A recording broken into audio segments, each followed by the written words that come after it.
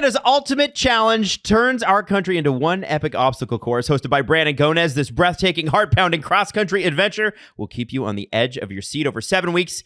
Total strangers form formidable teams to participate in 16 jaw-dropping challenges. And the one that is blowing us away, and by the way, we're in week 2 of this. You can watch all this on CBC Gem, is the lobster traps. Because the Acadian lobster traps. It's one of those things where you're like, okay, super Canadian. They might be laying it on a little thick, and then it starts, and you're like, oh my god, that's actually so hard. Right. Steve was upset because we watched some of it together, and Steve was upset at some of the strategies that the team had going on. Because it's attached to a rope for anybody that doesn't know. Well, and so you drag it in across the sand, or you go out and get them. They just started, like, it's one thing to just start and be like, we can tug of war this, like, several hundred feet or whatever it was. But also you have like your littlest person at the back. No! Anchor! Tie that thing around. It's you didn't watch Squid Game? Come on! It was also just not the right strategy to go about it. You have to go in and get it. You never went to elementary school? Well, yeah, and that. Yeah, you gotta go in and get them by. What and so it was funny because we're watching a little bit in the studio to kind of refresh beforehand, and producer Maddie's like, I didn't know there were beaches like that in Canada. And Steve's like, there are plenty of beaches in Canada. They're all cold. And one of the guys on Team Green, which did not finish the challenge, seized up. Like, he's this big jacked guy. And he couldn't move. You mean all of them? Big jacked they're all, yeah, I know. Can I tell you I have a favorite? Like, I'm rooting for one person specifically. Okay. And it's Quentin. He's on Team Yellow. He is a Twitch streamer. So he is in our business. Got to shout him out. And he's also from Oakville. When I'm from Mississauga, so I'm from Springfield, he's from Shelbyville. But see, the proximity there, right? I'm rooting for somebody who's in our field and is out there being jacked, doing challenges. Important question, Jesse. Yeah. Who shines bright? What?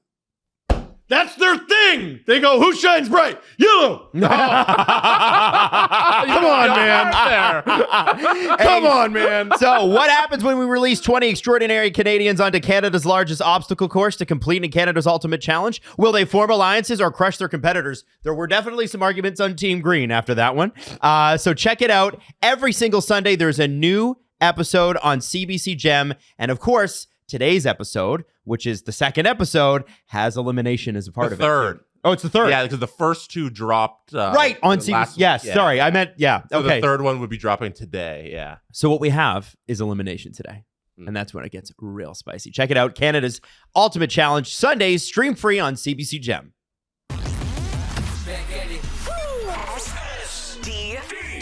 SDP, the Steve Dangle Podcast, with your hosts, Steve Dangle, Adam Wilde, and Jesse Blake. Let's go! Well, let me tell you what I have prepped here. I'm going to quote The Doors. This is the end. My only friend, the end. And I'm going to read a quote to you from somebody else. Sir Kyle of Dubas. Perhaps the path needs to shift slightly. It needs to be adapted slightly. You get in between persistence and full belief in the process versus being a little too staunch and rigid. That's Kyle Dubas, May 2023. Later that week, just being different doesn't solve something. Brendan Shanahan, May 2023. That's after Kyle Dubas was fired. I'm going to give you a stat here. Jonas Siegel of The Athletic put into his article. Playoff wins since 2014-2015. And I'm talking about series wins. The top of the list, I'm going to give you the top three. Tampa, 18 rounds won. Vegas, 11 rounds won. Pittsburgh, 9 rounds won. Okay? Now, won for a while. There are only 3 teams with 0. That's LA, Detroit, Buffalo. Toronto is tied with New Jersey, Philadelphia, the Coyotes, Minnesota, and Seattle with 1 round. Oh, Minnesota. That's kind of... They won 1. Only 1. Like, only I'm 1. surprised that it's only been 1. Me too. I guess, yeah. Me too. I'm sure they would look at us and they'd say, same, bro. And I think it's only, like, I think it's key here that we just kick off with this headline from CJ with The Athletic. Leafs' latest exit makes it clear time is up for Shanaplan. In 2021, The Leafs blew a 3-1 series lead. The LFR after that game, I went for 25 minutes straight about year in, year out, year in, year out. Here was what you had in front of you. There were no more excuses.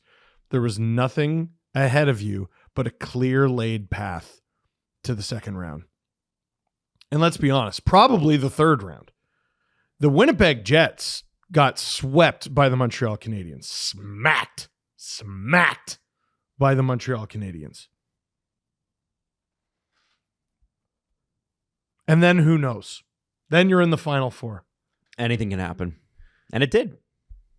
You know, we were pretty staunch supporters of, we can and we will and all that and holding all that together. COVID happened. COVID ruined everything. The cap didn't go up anymore. The plan was we're going to give these guys long deals. It's going to go into the future. They're going to age with the deals. They're going to age well. And when the cap goes up, the cap should be close to $100 million by now. Well. What if COVID didn't happen? Nah. Yep. No, if COVID didn't happen, that was Gary's the projection. running it. Okay, 92. Yeah. 92. Shave $8 million off. 92. It was supposed to go up and up and up. 2021, you got a few things. One, it's been flat for a couple years and it's probably going to stay that way. And number two, these guys choke. It's their number one export. They had a third period lead again and blew it again immediately after. 90 seconds. But the fans don't cheer enough.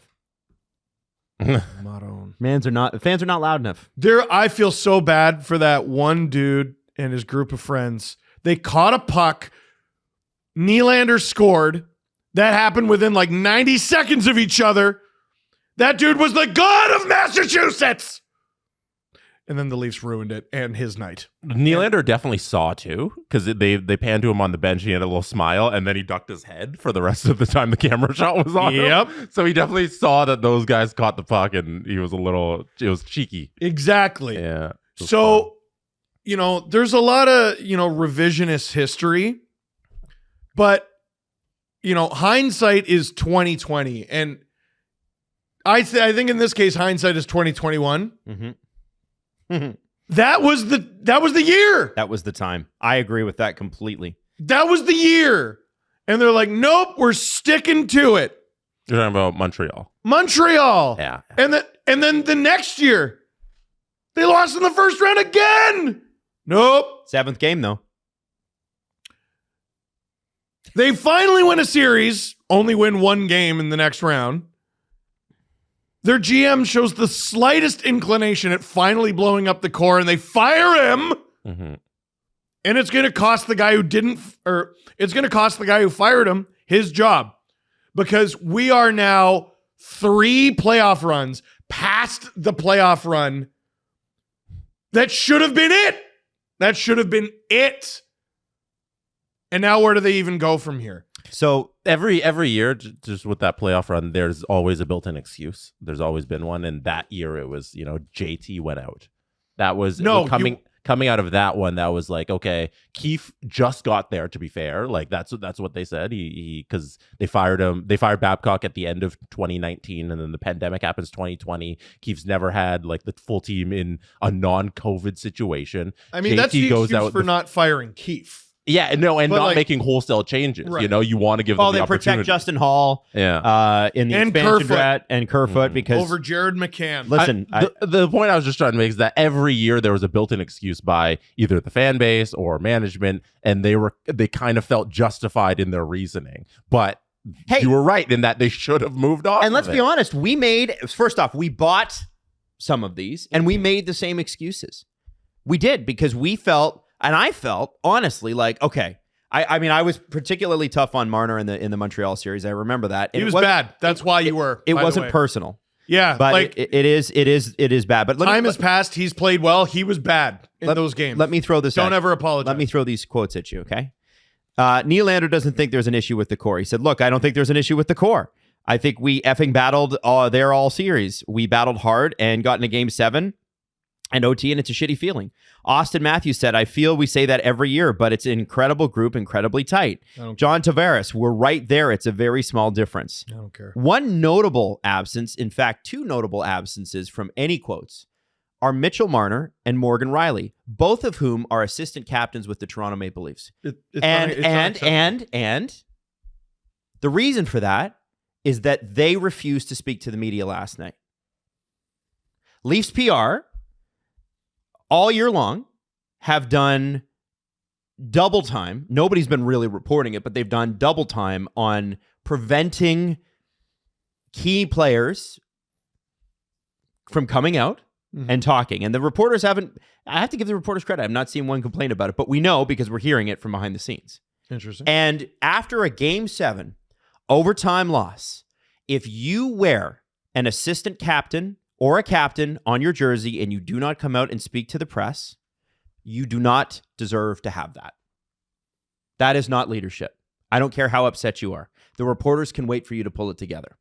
My opinion, just to kick things off, just so we're clear, is that, and this will never happen, but if you're a leader on this team and you make money on this team, then you're accountable to the media. It's not Noah Gregor's job. It's not David Kampf's job. No offense to them. Nobody really cares what they have to say anyway. Yeah, I was going to ask, were there microphones in their faces? I'm sure there wasn't. Because here's the thing. The Leafs don't allow you in the dressing room the way they used to. Now they bring them out. Hey, David, you finally scored after like 50 minutes. Why did Keefe decide to immediately put you on the ice? We'll get to that. And I want to be out front of this. I am completely so disappointed in both of those two players for not coming out and taking accountability for the team that they are part of the core five of. Because it really is a core five. Adam, I mean, they're probably sick of saying it. So what they could have done, and like the Leafs have the budget to have done this, what they could have done is instead of having to say any words at all into a microphone, just hold an iPad in front of your face with every end of season press conference you've done since 2017. It's the same. A compilation getting increasingly more depressed, but also saying the exact same damn thing. Jesse, I just sent you a quote, and it's a video quote. It's on text. Do you mind bringing the Sheldon Keefe one? Yeah, is that okay? Can we bring this up? Not the one you sent, because this not with the graphics on it from that network. Oh, was there graphics on it? Let's do this one. Apologies. Yeah. Here we go. Mitch Marner has been stealing money from the Toronto Maple Leafs. We're getting into the Mitch Marner thing later, but I need to set if we're talking about him not talking to the media, are we talking about that, or are we doing Keefe? We're talking to the media right now. We'll get into the performances and the game, but I wanted to set the tone because Keefe got out and talked in front of the microphone. Sure. Matthews got out and talked in front of the microphone. Matthews, again, looking like a character from Corpse Bride. He looks like he's going to die out. He's exhausted. We're going to find out something is horribly wrong with that guy. The tone of his, like the skin under his eyes. He looks pallid. He looks like he's lost weight too. Yep. Like a lot of weight. I'm worried for the guy. Nylander spoke. Tavares spoke. Matthews spoke. Keefe probably spoke for his last time as the head coach. Oh, yeah. For your team's perspective, what was the biggest challenge generating offense?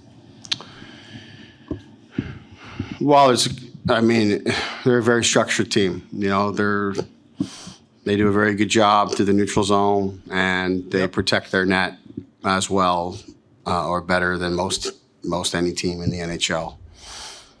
And they were content to do that. You know, they were content to do that. It's very evident. Teams play the Leafs.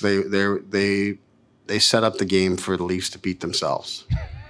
And what a face, too. I thought we did that in game 3 and 4. We beat ourselves with how we played at home. He's right. I thought in games 1 and 2, parts of 1, but parts of 1 were like 3 and 4, but game 2 certainly, and 5 and 6. The way we played, that's a way that can win. and did win, 3 of the games in this series, and didn't beat ourselves. What does he mean by that for a second here? What does he mean by, if you said in there, Steve, you agree with what his summation of it was, especially in games 3 and 4. And I think Leaf fans on the whole get that feeling and have had that feeling for a better part of a decade, but couldn't necessarily always put it into words. What does he mean? I mean, the Leafs took a lot of penalties. They didn't get very many saves. But one thing that I've said from game 1 of the series, and I said from the beginning of game 7 too, game 1 of the series, I remember being like, Simone Benoit's had a lot of the puck, like offensively. And I think it's because, like, it's nothing against him. Like, he was making the right play at the time, but it's like the Bruins are funneling it to him and they're letting him have it. Game 7, the same thing happened. And then the Bruins didn't give up their zone. Never gave up they made life very difficult in the neutral zone, never gave up their blue line. But when they did, it was always just hogging the wall.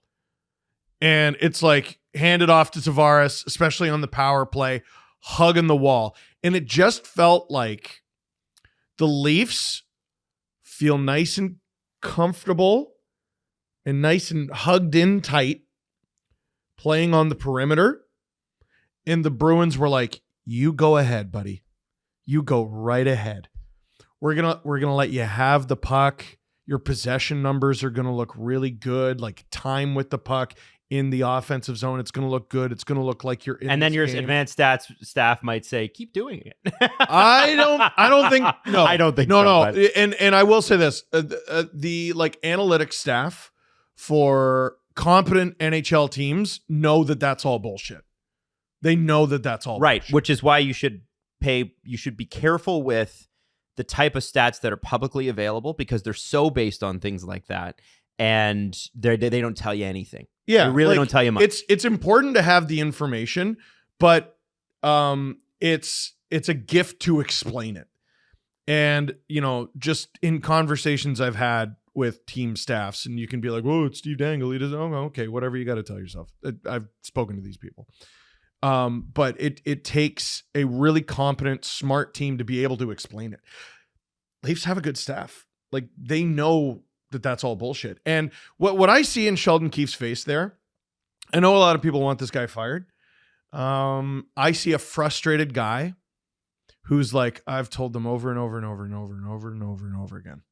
I've told them over and over again, get pucks to the net, get to the front of the net. The amount of times in this series, the Leafs had the puck in the corners or behind the net or along the half wall, and there's no one in front for the person with the thing. Domi standing there with the puck like Bueller. No, the only guy on the team who was consistently in front of the net, trying, falling over himself hilariously. God love him, and I hope he stays. I doubt he does. Tyler Bertuzzi. Every game, he's fighting he's like if they took Michael Pezzetta and they were like, what if he was an all-star? A rabid animal. He's obviously got a lot more high end there. But just a level of fuck it to his game that you need in these situations. And he was good for the Leafs. He had 4 points. And he also got into Brad Marchand's face a lot. Oh, that's very valuable. Really helped neutralize him when he wasn't in the box. Helped neutralize a lot of guys. He softened the Bruins up pretty nice for Florida. A few guys did. But Jim Montgomery and the Bruins were content to just, you go ahead, buddies. You guys handle it along the perimeter. How many times did the Leafs throw it into the slot and they got a rebound and it went in? Never. How many times? Well, I think Domi got one. Domi in game 2. Domi got one. I remember that. Domi in game 2. I think that's it. Mm-hmm. The rest of them were off the rush. I think that's it. Well, and like, what are the ones off the rush? Tavares goes, screw it, I'll do it myself in overtime. Mm-hmm. You had the setup from Marner to Nyes. Marner to Nyes, which is a miraculous play that you're going to get once or twice a series. And you get 3 Nylander goals that way, I think. Well, There was the okay. one- So there was Nylander last night. There was the a two breakaway from Nylander, and Nylander scored by floating it on, and it goes in off a knee. Jesse, Yeah. there's a tweet you had about the amount of goals scored. I promise you we're going to get into breaking up the game. Here, but you're I just want to put a bow on the Sheldon. Yeah, Keefe the thing. Sheldon Keefe stuff. I Yeah, want to offer just- opinion on that too. Yeah, just because this is just a wonderful tweet. It's very funny, and I think it's a good analysis of the Leafs from someone who didn't have a dog in the fight in this series. From Japers Rink, they cover the Washington Capitals. Regarding Keefe's quote, besides this being in the Just Fire Me Hall of Fame, which is a great opening to a tweet. Besides this being in the Just Fire Me Hall of Fame, it speaks to what I've been saying, RE coaching forever. You can win a ton of regular season games with high-end talent advantage because teams aren't game planning you much. Playoffs are different. Very Boudreaux caps. And I don't want to move off of Keefe because I think the goal scoring thing matters in context with Keefe, Jeff. That's why I want to bring it up. Totally. Because your tweet on this is great. What is it? 14 straight games? Their last 14 playoff games, the Leafs have failed to score more than 3 goals. And in one of those last 14 games, did they score exactly 3 goals. How are they built? 13 of 14 games. Yeah. 13 of the last 14 games, the Leafs have got 2 goals or less. Yes. In the playoffs. Yes. Playoff games. Yeah. How many forwards do the Leafs have making double-digit next season? 4. I've asked this before. I'll ask it again. What do you mean they can't score? What do you mean? What? You have a $10.9 million winger, an $11 million center, an $11.5 million winger, and the highest paid player in the National Hockey League, who's also the best goal scorer in the National Hockey League. What do you mean? You can't score. William Nylander didn't play until Game 4. He led the team in goals with 3. What do you mean you can't score? Matthews only had 1.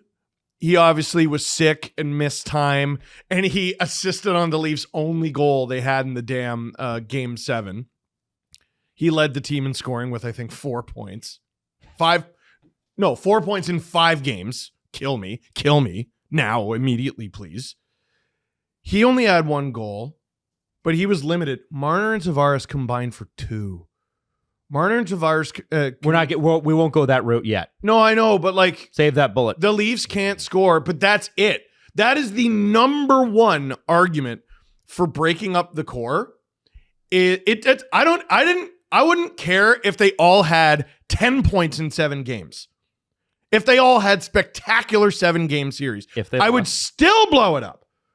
I would still blow that up because the damn team that's built around these scoring players cannot score when it matters. Are you kidding? What are we still doing here, bro? Get it over with. Enough. It's over. Stop. Oh, I like this guy. I have his jersey. Fuck it. Get a new one. Jeez, it's over. Or They just leave it can't blank. do it. Leave it blank. Get your own name on it. Matthews and Nylander will be here for a long time. Do whatever. I don't. Whoever you want to move off of the core, your idea for how this team improves going forward cannot not involve the core being blown up. It can't. What are we doing here? So, are you kidding? Playoff points, by the way, you're talking about that. Bertuzzi, Domi, and Matthews led the team with 4 points each. And then Willie came in at 3 with Nyes, Marner, Lyubushkin, Riley, Lyubushkin! all tied at 3 points. So that's the scoring there. But with Keefe, you talked about how he can't get them going, and he sounds like he's out of answers. And the guy, he has all of the horses, and it sounds like he's been hitting his head against the wall, and he can't get them going. I think it's both. I think it's Keefe can't game plan. I think he's been outcoached in every playoff series he's been in, even in the one they won with John Cooper. Like, I feel like Tampa played such a close game there. Dominic Ducharme. Ridiculous. He blew a 3-1 series lead to Dominic And I Ducharme. think for Keefe, it definitely sounded like during that press conference, if you just look at the look on his face and the words he's saying, he knows it's over. Well, that's why he was so honest. Exactly. But I think in those moments, you take from those words that there's a man who has been defeated because he has tried everything he can with this group of players. And unfortunately, the way hockey works is you don't get another shot with a completely different group of players. It's time to remove those players as well as the guy who failed to get those players to the promised land. 2021, the Amazon documentary documenting the Leafs Canada season with the Canada division. They were killing everyone. They were running over every team in Canada. First place.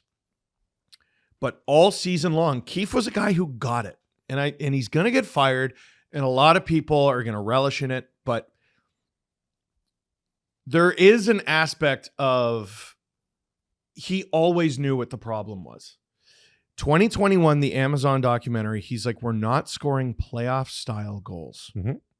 We're not scoring playoff style goals. Playoffs come around, the series gets deep, and they do not score playoff style goals. They don't score any goals, actually, until they're down 2 or 3-0. The next year, there was an emphasis on playoff style goals. And they took a step and they lost again. 2023 comes. It's easily the best step in that direction. They were a nightmare team to play in front of the net. They got a lot of greasy goals. This year, in this series especially, against the Boston Bruins, ring around the rosy, pocket full of posy, perimeter, we're out again. But we already know that's not how he wants them to play. They simply won't do it. And like part of... They won't or they can't. It doesn't matter to me. Like, yeah, no, but I think like both things are true there. Yeah. They won't and they don't. I don't think they have the ability to. Bullshit. They got some big guys. They got big guys who can fight, and they wouldn't do it or can't do it. Or, you know what? Like, I'm not sure I care about the how we get there. Mm-hmm. All I know is part of being a coach is motivating your players to do the things that you want. And he's told them for years, here's how you win in the playoffs. And they won't do it. They're not interested. They're scared. Whatever it is. They won't do it. They can't do it. And now it's going to cost all of them their time in Toronto. They're all gone. So and that's how it works. Yep. Yeah. In every other sport. This is the results business. He can't get his guys going and they can't do it. So they all need to go. And this is what but they were close. This is what doesn't matter. I'm kidding. This is what we were talking about. And then I think Kyle Dubas finally admitted last May, which was... You're right. I do love my guys. The rigidity of the process prevented them from understanding where their weaknesses were. They hired people who were very smart, but all agreed and believed the same thing. And unfortunately, when that happens, if, the whole thing was the score, the whole mantra with the book, the score takes care of itself, which Kyle Dubas lived by. When Kyle Dubas talked about the and this is, I think, the most telling quote of his entire career in Toronto, not the we can and we will. When Blake Snell was pulled out of a World Series game, pitching his lights out, and the Tampa Bay Rays went on to lose the game because their backup pitching, their relievers couldn't take care of business. Where have we seen that before, Jays fans? And Kyle Dubas unironically gets up in front of the media and with a straight face says to them, "I would have done the same thing." And hang on to this. I want you to absorb that. I want you to go back and look up Blake Snell. Google Blake Snell pulled from World Series game. Go look at what happened afterwards. Catastrophe. And the fact that the NHL general manager at the time, Kyle Dubas, for the Toronto Maple Leafs, said, "I would have done the same thing." And then 2 years later, right before he gets fired, goes, "Maybe we were too rigid. Maybe we didn't look at things objectively because we believed so much in what we were doing that we just didn't take the results as seriously as we should. The one thing in the book, the score takes care of, because I've read the book. The score takes care of itself. We get it. You're smart. The one thing that they say in the book is you have to look at your results. Hey, the one thing that they say is like, okay, so you may think you're doing really well in one area, but you have to drill down even in the areas where you're good and go, okay, but are we? And I don't think the Toronto Maple Leafs did that until last May. And I think that's where Dubas switched gears. I think they were a few weeks away from Mitch Marner's no trade clause kicking in. And I think Brendan Shanahan said, no, this is mine. And let me just read a stat to you. Drew just sent this through. The Maple Leafs are the second team. I bet he did. Are the second team in the MLB, NBA, NFL, NHL history to make the playoffs 8 straight seasons, but win a total of only 1 playoff round in that span or none. The only other team to do it was the Buffalo Sabres from 87-88 to 94-95.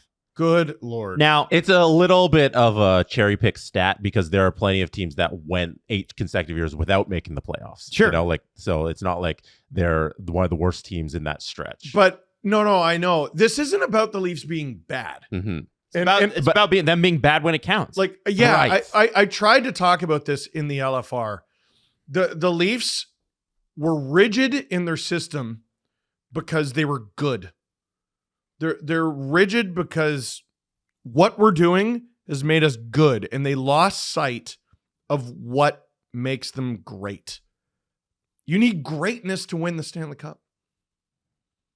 And all we've had for years now is a good team. So listen, I know we're in the middle of Leafs talk, but I think we should take a break and get to Bruins-Panthers odds, don't you? Yeah. Fun. Is that who the Panthers are playing? Yeah, that's right. BetMGM Big Story. Let's do it.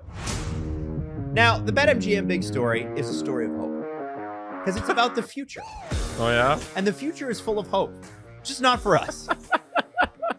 But it could be for you individually, just not for us. BetMGM.com/dangle. Steve's thrilled. It's me. It's not that it's the future, unfortunately, until October does not include the Leafs. It's May 5th. That's a bummer. Hey, it's Cinco de Mayo. Hey, let's all party. So Jesse, I want to know what you're looking for. Bruins Panthers. I want to know what you're looking for. Canes Rangers, which starts tonight. Can I start there? Yeah, because one thing, as a believer in the people who pack MSG, I think it is egregious that when you go to betmgm.com/dangle and you look at the money line for Rangers Canes tonight, and it might already happen by the time you're listening to this. The Rangers are the underdog in the game today. Wow. In game number 1, the odds, the bookmakers are declaring the Hurricanes the favorite. And that, I find, is disrespectful. The President's Trophy winners, dude. The game is in New York. It is game 1. The home team, who had a better regular season record than the other team, should be the favorite. And the amount of disrespect being put on Rempire State Building and the rest of the New York Rangers, I find, is not great. Stop disrespecting the Rangers. They shouldn't be the favorite. I'm picking them to win game number 1. That is going to be a fantastic series, and I think hockey is owed a 7-game series out of them. Mm-hmm. What do you think about Bruins, Florida? You're going to think about it every day? All the time? We shouldn't laugh at it. I'm tied between... We're also in that misery. Yes, I want to sweep so that it's over as fast as possible, but I also want to see the two of those teams kick the garbage out of each other. I want there to be nothing left for one of the Rangers or Hurricanes. I don't think that's going to happen. I do think Florida ends up winning. It's nothing against the Bruins. It's just watching someone like Leafs beat Tampa in the first round last year, but even that was a slog. No one's played with the Lightning like that in half a decade. The Panthers killed them, and I think they're going to beat Boston again. Wow. Now, game 7 tonight. We got Dallas. We got Vegas. They're starting game 1 of the second round as the same night as a game 7, which I think is ridiculous. After. Like, yeah. Like the game 1 of the second round is starting before the first round is finished. So I think that's the NBA does this every year, to be fair. I don't like it. Yeah. I don't like it. Let the spotlight tonight should have been on Vegas, Dallas. Who do you guys have? Betting with my heart, the team who I predicted is going to the Stanley Cup final, Dallas.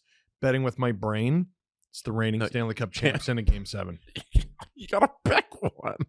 And I'm a stupid little What are boy, you doing? so I bet with my heart, Dallas. Wow. All right. Jesse, who do you have? Well, I got both teams. That's Damn, that's so crazy how you cornered the market like I'm that. gonna win. I got both teams. I put $2 on Dallas, and I put $2 on Vegas.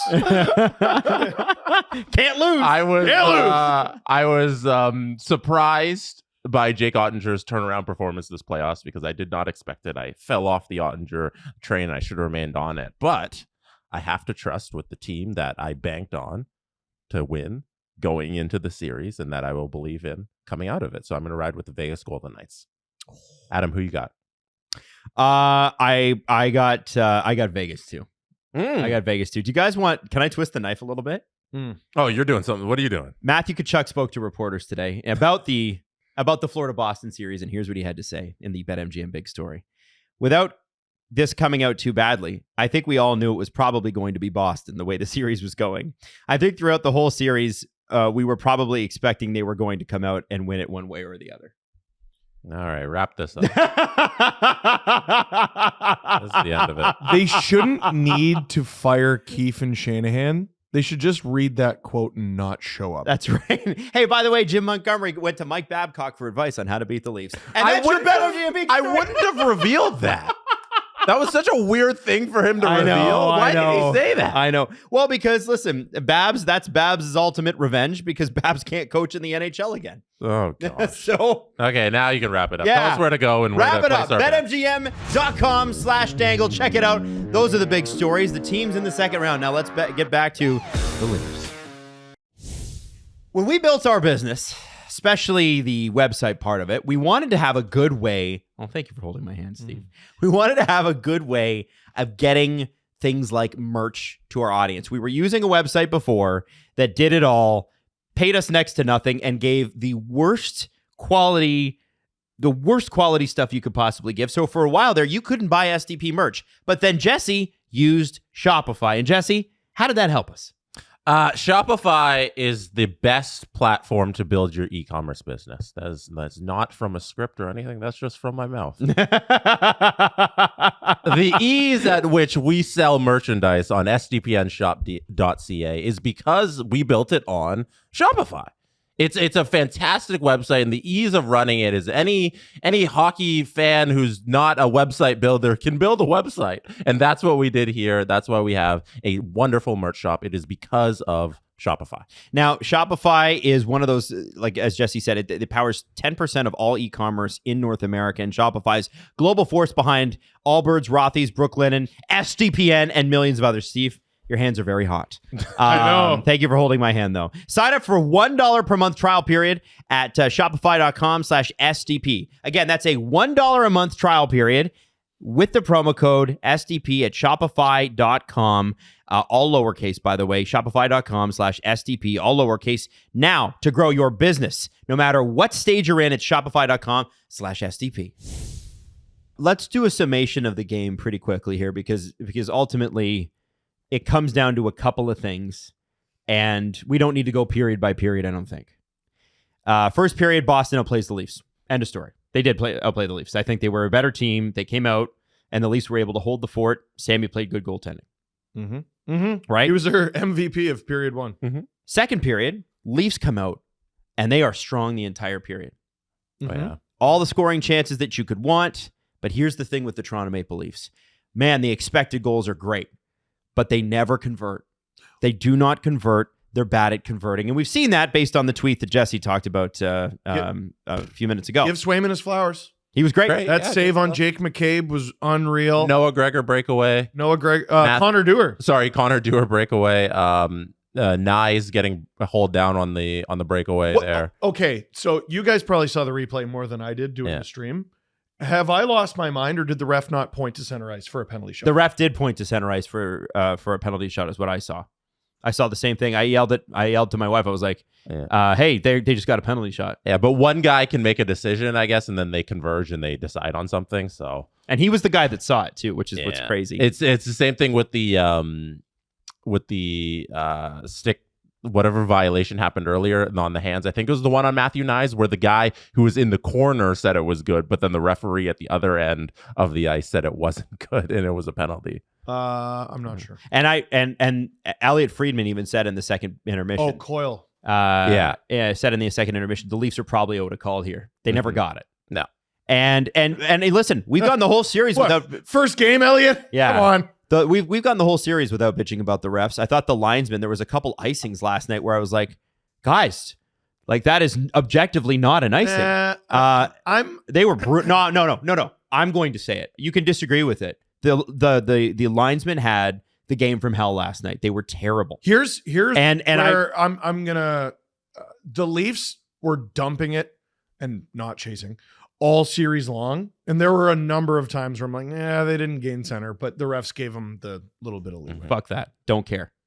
It's also, that's a different game. That's not last night. Yeah. And they were terrible last night. We can't sit here and complain about the refereeing being any reason they lost. Exactly. I'm just and you know what? Here's the thing. If the refs, you could argue, did them a favor because they were so bad on the power play that 5-on-5, the Leafs, nobody wants the Leafs to be on the power play. What a waste of time. Fucking waste of time. I was so thrilled. So we'll get to that. We're not going to talk about it now. Great period 2. Great period 2. Great period 3. 9 minutes into period 3 specifically. Nylander and Matthews hook up for a goal. And it's a Bertuzzi. Bertuzzi did definitely should have had a penalty on that. Oh, baby. If that was how the game... Can you imagine? If that's how the game ended, it would have been... Boston fans would have been right to be. That's what I'm saying. We can't sit and complain about any kind of calls in this game because it went both sides. It did. It did. That would have been delicious. I would have got 11 years worth of good call out of the way. Stop crying, mad. But as clown emoji. But as is so common with the Leafs, 90 seconds later, literally 82 seconds later, Hampus Lindholm scores. They're so bad. And it's the Leafs' fourth line that's out there. And by the way, I thought the Leafs' fourth line had been good. Justin Brazeau and James Van Riemsdyk are the assists. They are the Boston fourth line. Dude, they were great in Game 7. They were fantastic. They were great. And so people are giving Keefe shit for putting out the fourth line. And I get it. It was Boston's fourth line. But it was Boston's fourth line. That's the one that scored. And you know what? The Leafs, as the series built, like we talked about Matthew Nyes' game building throughout the series, Justin Brazeau's game built throughout the series. He was spectacular last night. He was using body position. He's got touch around the net. That guy should have been a Leaf. And we let him go for whatever reason. Dude, he dangled the shit out of Morgan. But more important, oh my God. More importantly here, guys, it's the Leafs do this. They score, and it doesn't matter what line you throw out there. There's just this lack of focus. When you score a goal in the NHL, you get 30 seconds to feel good about it, and then you got to go back to playing hockey. And the Leafs have never in this era understood that. Never. This has been a problem for 8 years. Hindsight's 2020, and this would have been a psychotic decision at the time. But you know what I almost wish the Leafs had done? They score the goal, timeout. I'm not kidding. Because would have been better than what they did. You're asking for something that would never happen. But let me tell you why. Bruins fans have been flooding my DMs with not nice things. And I know that's not most of you Bruins fans. It's just a bunch of people who belong on a watch list. But the reason I think is, did I get under their skin? Mm-hmm. I got under their skin with the stuff that I said after Game 5. Is this what the Boston Bruins do now? Is this what Boston does now? And they lose Game 5, and you felt it. They lose Game 6, and you felt it. They change up their Game 7 morning schedule, you feel it. They were rattled and they played a good game, and the Leafs got the lead. All the energy is sucked out of that building and sucked out of the bench. All of it. The moment Hampus Lindholm scored that goal, they're winning the game. They're winning the game. You saw it in their faces. You saw it in the whole building. You saw it everywhere. They were winning the game. They had to bring out Bergeron pregame to try and get them all pumped up. And it didn't do anything. It didn't do anything. It wasn't enough. There was enough doubt in that building last night that the Leafs should have been able to pull off a win. And when they had the Bruins in the palm of their hand, they let them go. The goal was not a great read from Sammy. It's a fucking horrible goal. And it is it's the reason why Sammy will not be back next year. You can look at it and be like, oh, it was the only goal he allowed, and he was so good up to that point. This is every game. He was good. He was bad. He should have had that one. Oh, but he made that one. It's every game. Enough. What a stressful way to live, having this guy as your goalie. Whether his numbers look good or bad, stressful. I don't need this in my life. Friggin' the Leafs should, their helmet sponsor should be Sage. I'm sick of this guy. That's it. That's enough. Thank you for your service. Thank you for Game 6 versus Tampa. Get out. On that goal, there was a lot of chaos in front right before they scored. Puck goes off the top of the net. It bounces around. And in that moment, you see Sammy swimming around. And that's what happens with Ilya Samsonov. That's why you can't trust him to be your starting goaltender moving forward. He needs tighter, lighter equipment. It looks like it doesn't fit. In these instances where there's chaos in front of the net and Boston's getting a whole bunch of chances, he loses himself in the moment, and then there's a weak shot, and he's too deep in his net because he's been chaotic for the few seconds before that, and an easy shot goes in. And you got to mitten string his stick to his blocker. And it's unbelievable. Despite playing a really good game and his play not being the reason they lost, you can't go forward with this goalie because you can't trust him in moments where the pressure is really high. And that goal, if we're going to say anything and people are, well, you can't blame Sammy, I can actually blame him for that goal. It went through him. The goal shouldn't have gone in. It should not have gone in. Shouldn't have gone in. And maybe they score another goal later in the period or something like that, if that ever happened, and he's out. They caught him out of position. It was a better thing, whatever. It's a 2-0, whatever it was. The Toronto Maple Leafs goaltender missed a save that he should have saved. End of story. And if it hits off of his shoulder too, like when he makes the save, it goes right off the side of his number there. But he's so deep in the net. Look how deep he is. It just goes. And so if you watch it put that on the... I can show you this angle first because I want to show you where the shot comes from and how he moves back into his net as the shot is coming. So, by the way, how does Lindholm have this much space? Dude, look at that. It was a fantastic I got to fire play. the entire coaching staff. A fantastic play by Lindholm to hop up in the play as there's a whole bunch of chaos behind the net. Great on him to do that. But Sammy comes out to stop the shot, and as Lindholm is firing up the puck, he actually moves back in towards his net. You'll see he moves back in. Yeah, he went. He's like, down. oh, I'm too deep. Oh, I got to go out. Oh, I got to come back in. Yes. Oh, I got to go down. And that's what I'm speaking to, of the chaotic nature of Ilya Samsonov. When there's a high pressure moment, he seems to lose his positioning and let in an easy goal. And Jesse, the Leafs don't have Lindholm because they're collapsed so far back. Mm-hmm. You're not actually doing anything. Trent Frederick can tip this in. And if there's a rebound, Brazo's right there. What are you doing? Nobody has. They're going to kill you 3 different ways here. Before that shot, they're all trying to fight for the puck behind the net. So you have the guys kind Who's of high, though? Who's Gregor? Why is Gregor not high? Why is he not high covering off defense? Why am I not high right now? You got to gap up on these guys. This is ridiculous. And this is the shot from this angle. Like, was he screened? Like, is Riley in his way? No, it's pretty clean. Oh, there are. Oh my God! There are 2 guys in front. Also, Jesse, I'll say this: why is he not standing? Yeah, well, he was, as you can see when I showed you this angle. He's up, Oh, so, all right. He's up, and then he goes back down once the shot's taken. See, he's up. Look how small and then he is. he comes back down, Look how and this is small the he is. result. There, and it just goes right off the shoulder there. It's terrible. It's a terrible goal. It's not great. It's a terrible goal. It's not great. It's a terrible goal. Yeah, And Look how much net. Oh my it God. bounces off the 35 and just goes right in. Now I'll give the team credit. Yeah, because he's not against the post. Like what? That's goaltender 101, man. That's not hard. Oh, goaltending's such a hard position to figure out. Okay, that ain't hard to watch. Sorry, that is hard to watch. That ain't hard to figure out. And let me say this. The Leafs, to their credit, fought on. Yeah. Dude, do you understand? It's not even, like, based on where the puck hits on Sammy's numbers, it's not even that great of a shot. No, of course. No. It was Like, a it's weak just a poor- little. it's poor He's just positioning. trying to get it onto an area that might be open in the net. It's an okay shot at best. Like, sometimes you see a guy rip it off the bar and you're like, well, damn. Mm-hmm.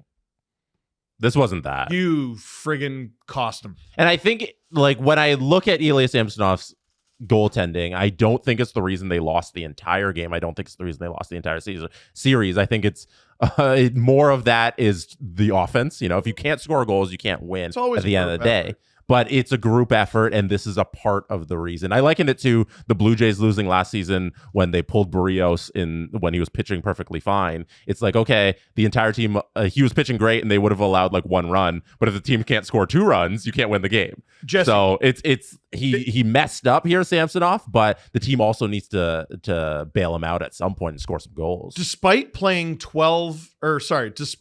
7 games, the Leafs had an NHL low 12 goals in the first round. Also, the goalie they started in this series went 1-3.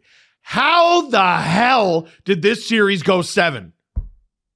This happens so often when the Leafs play the Bruins. Mm-hmm. Like when it's so tight, and then when it's all said and done, you look at the whole picture and you go, how did this go 7? How did this should have never gone 7? Mm-hmm.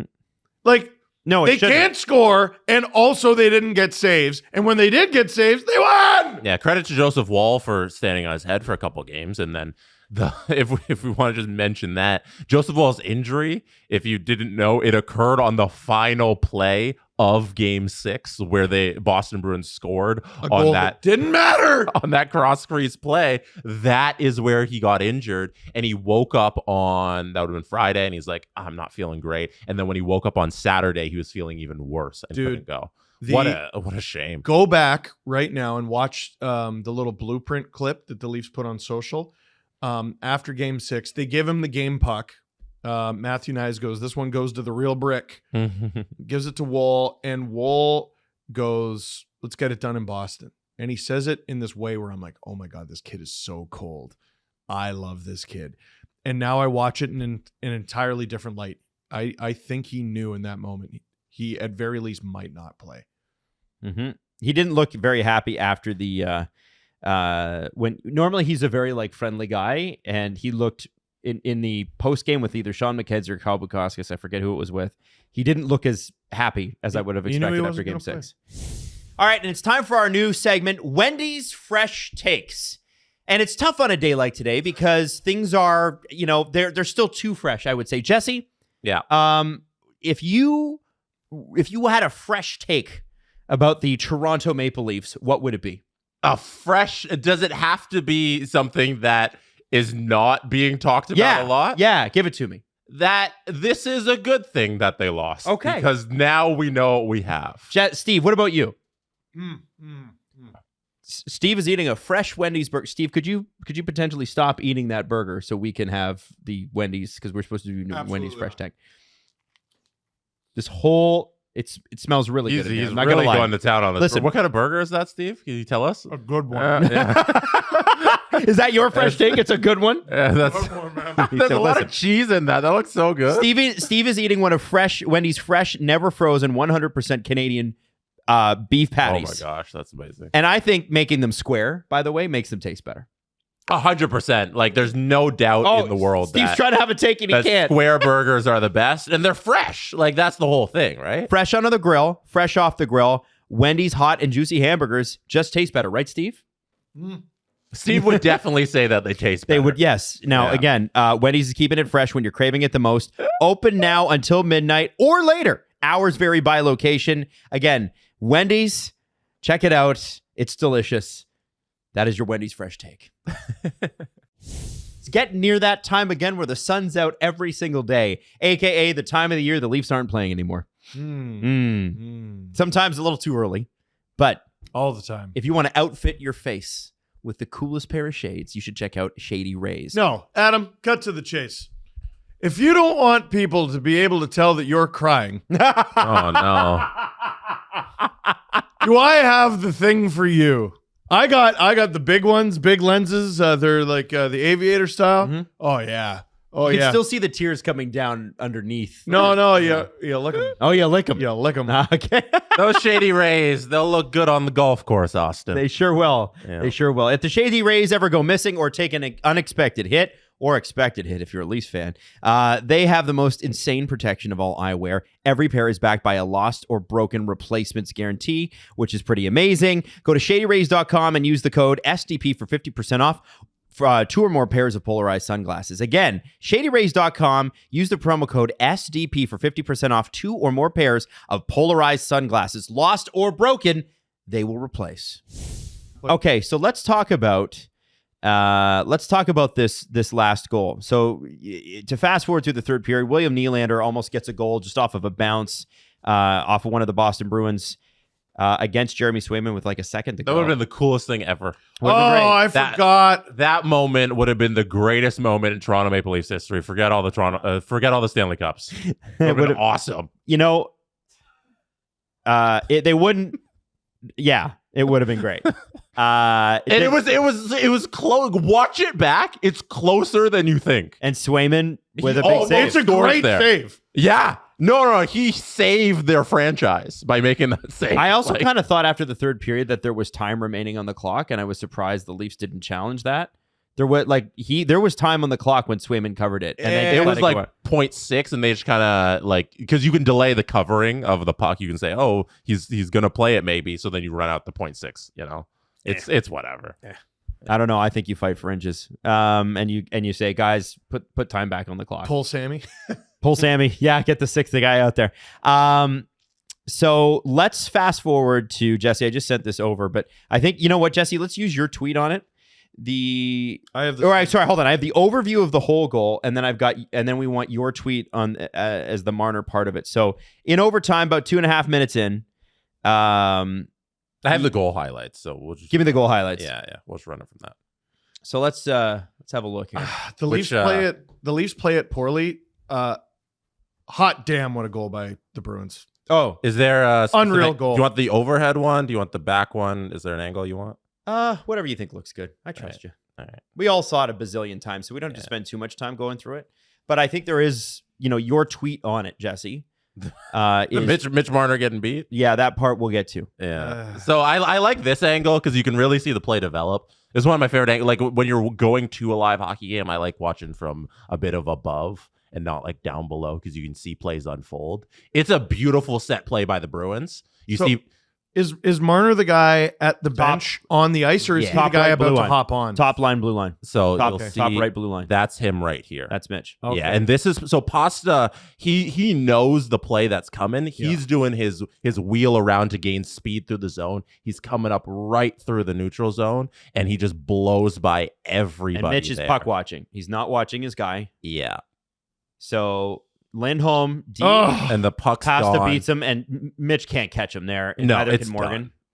So you in this angle, you really see the defenseman. Everybody's here collapsing on the puck. Mitch isn't watching the guy behind him. He's looking at the puck. Pasta's still wheeling down the ice, and right there, the pass is thrown off the boards. It's a perfect bounce. You can see the puck coming up there. It's thrown right there. It's coming back up, and Pasta's timing it. And there's a lot of argument I see being made that Ilya Samsonov in this moment, this was the particular screenshot I saw where he's closest to the puck. Mm-hmm. If he trusts himself to just take his stick, poke it out, it's not a play that Pasta can make. Jerry D was kind of making that point, and someone was also saying, like, if you're Riley, take the penalty. Like, yep. If you're Riley too, you are in a position to make this here. Just throw your stick. It's a horrendous way to lose. It's a beautiful play by the Bruins, but a lot of lot of standing watching around. I want to say that Kelly Rudy was right after the game when he said, I cannot believe Samsonov did not come out and play that. Yeah. And he is absolutely right. There are two people. I saw one guy on Twitter today trying to say that Nylander was to blame for this somehow because he stopped skating. He's like, oh, great back check. I'm like, no, his job's to stay high. He's on Zaka. No, Nylander is on Zaka, and that's what he needs to be doing. His body language might not be something you like, but that's just kind of how he stands around on the ice. He's in perfect position. Yes. He's F2. He's in perfect position there covering the middle of the ice. I'd like his knees to be bent a little bit. But, but Babushkin knows what he's doing. Tavares knows what he's doing. Riley. Everyone else. I mean, they just didn't know what was coming, and it happened so fast. But here's the thing, Steve. If you play smart defense as a habit. No, I know. This doesn't happen. No, and they don't have it as a habit. They don't. And so Jesse, let's ISO on Mitch. Yeah, and again, do that one. It's become a bit of a meme where it's like Mitch, but there's a reason for that. And it's because, and there's a few things I want to talk about with Mitch in this series that I have asked since Montreal, which is this player a playoff player? And most of it from people comes down to scoring, and rightfully so. That's what he's known for. But let's have a look at this play. So the camera ISO it's funny because the camera ISO where you identify Mitch and you see that Pasta blew by him is the Pasta ISO. So you follow the Pasta ISO cam and you see that in his getting the puck off of the boards in this terrific set play, he goes right by the back of Mitch Marner. And so as you saw in the overhead, he does his little wheel through the ice. And then as he's coming through, Mitch Marner's right in front of him and he ducks on by. And he's also gone. just getting on the ice. Like, I'm not trying to let the Leafs off the hook here. That's not what I'm trying to do. What I'm trying to do is highlight how perfect of a play. Like, yes, the Bruins just executed real well. And you know why they executed? You're right. He's puck watching. You know why they executed well? Because the Leafs do not, as Keefe said, the game plan is to let the Leafs beat themselves. And this stuff is the stuff that drives me crazy because I can tell you that anybody else, any coach would be like, hold him up. It's Pasternak. He didn't see him. He didn't know this was happening. But that's no even worse, Jesse. At no point did Mitch, like right here, he should maybe know that Pasta's coming back around him because he's looking at the puck coming this way and Pasta's going around the back. But at no point did he identify that this was taking place. It's a real shame. Like by the time Pasta hits his stride, Marner is like done. Just getting his stick set in his hand. At this point, at halfway through the ice, it's over. Like the game is kind of over in this instance if that puck bounces perfectly off the boards, which it did. Now, I want to go here because I think it's important we talk about this. So CJ's article, obviously, it's time for the Shanaplan to end, probably end of an era for a lot of this. And I'll run you through the quotes again. Nylander, look, I don't think we have an issue with the core. Tavares, we're right there. It's this very small difference. Matthews, I feel like we say that every year. He gets it. Mm-hmm. And here's where we didn't get quotes. Mitch Marner, Morgan Riley, both assistant captains. I know this city loves these players. I know that for the longest time until the first contract negotiation, Mitch Marner could do no wrong. I know that even now, Morgan Riley can do no wrong. I'll tell you that was wrong. And they should have their captaincies stripped. You need to, as the Leafs, set an example. If you're going to be a leader in Toronto, you have to be a leader 100% of the time. Unless there was some sort of injury, like where it's like, oh, he can't because he's in terrible, tremendous pain. Physically can't walk out of the dressing room because he needs treatment right now, in which case he's probably on a stretcher to the hospital. Let's be honest. If you are a leader in this city, you have to be a leader every day that you put on the jersey. In fact, you have to be a leader every day that you don't. And that's not to diminish charitable efforts. That's not to diminish all the great things for the community and the signing of autographs for kids or whatever.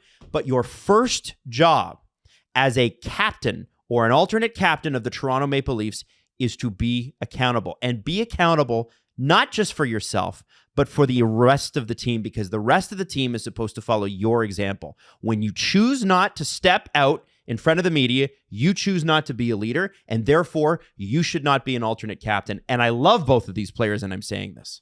And people are going to call me crazy for the Morgan Riley one, but he's just as wrong in this situation. Now, Morgan Riley didn't have a great series, I don't think. But the guy that I really want to talk about is the one that's on everybody's mind this morning, which is Mitch Marner. Unacceptable efforts in games 3 and 4. I thought Mitch was much better in 5 and in 6. But, he wasn't a dominant player, but he was a positive contributor. And last night, and I remember saying it to Natalie, and then Kelly Ruda brought it up in the intermission. Mitch Marner had a straight shot sideways to the net. Mm-hmm. And instead of driving the net, like I've been saying forever, drive the net, Mitch, he goes around the net and tries a funny little backhand pass. Swayman giveaway. This Swayman giveaway. This happens every single time Mitch Marner touches the puck. And there's another instance where he feeds a pass to Joel Edmondson, and he does a whole bunch of dipsy doodles through the neutral zone. And it takes forever for him to get this puck to Joel Edmondson. And eventually he gets the puck there, and he makes this shot. And then it's just right into the middle of Swayman. But like, this is what Mitch Marner is. And I think he's stealing money from the Toronto Maple Leafs, because what is the money for? The money is to show up. It's to perform. It's to be the captain. It's to be a leader. And he does none of those things. He's not a $10.9 million player. What did you just say about his game? Perimeter player. He was a great contributor. No, he was a good contributor. Good contributor. He wasn't great. Not great. But not great. He's the Leafs in a nutshell. He's good, not great. It's the Mad Men quote. That's what the money is for. And the money for him is to show up and be great. And he has never done that. So he's not worth the money that he has. He's not worth the position he has on the team.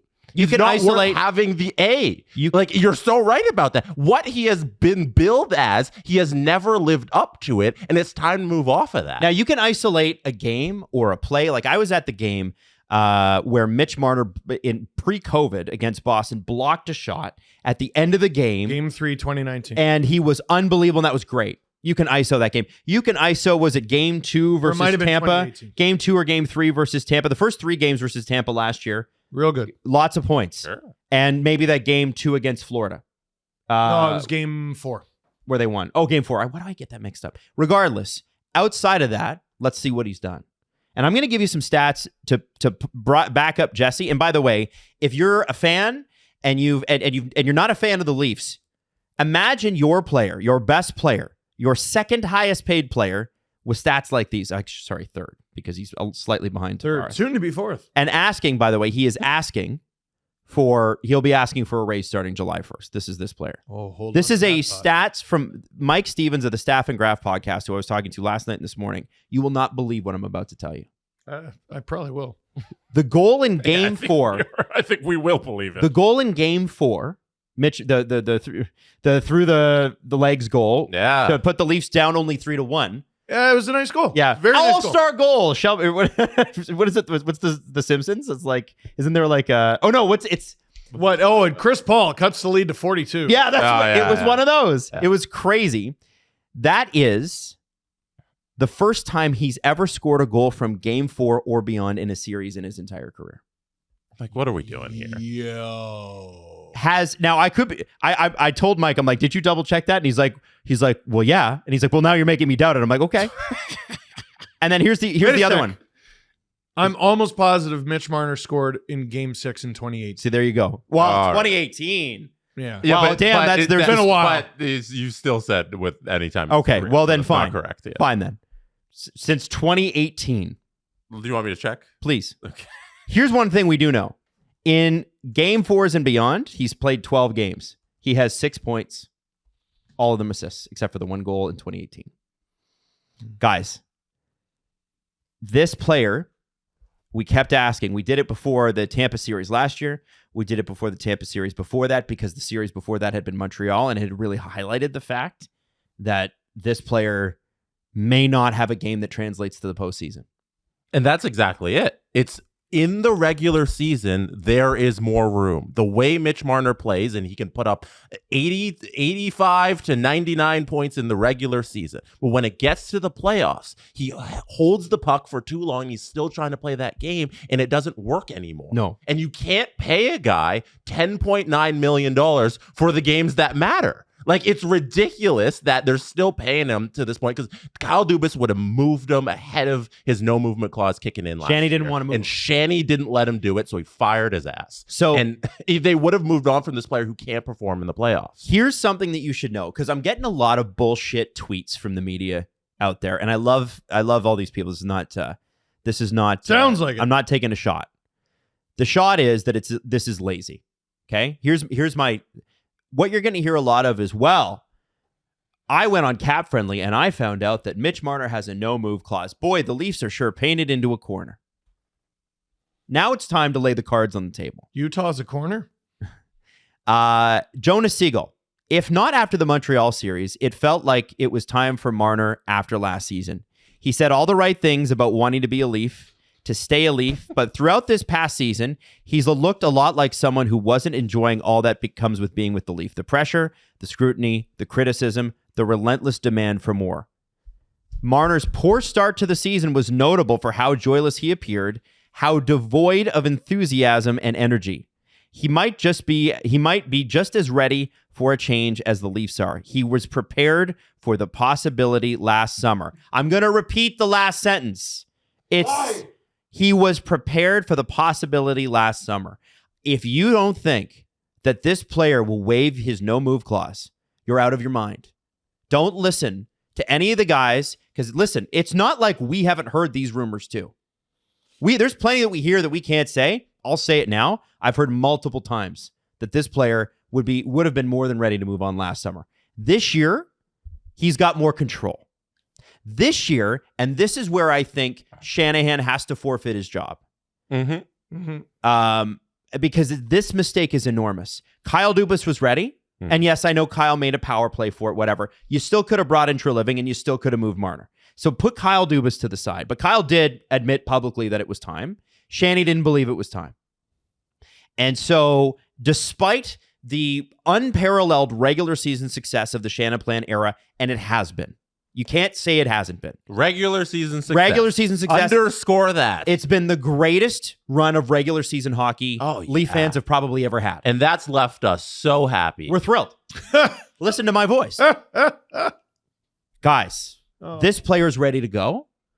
But the problem for Brad, for Brendan, if he's still here, and for anybody else in that management group that is still left over from the Dubas era. And by the way, that's all of them. None of them were let go. Except for Spezza. Spezza, yes. Spezza's there, and then Doan's in. Who took his ball and ran over to Pittsburgh. I'm going to go Pittsburgh and miss the playoffs.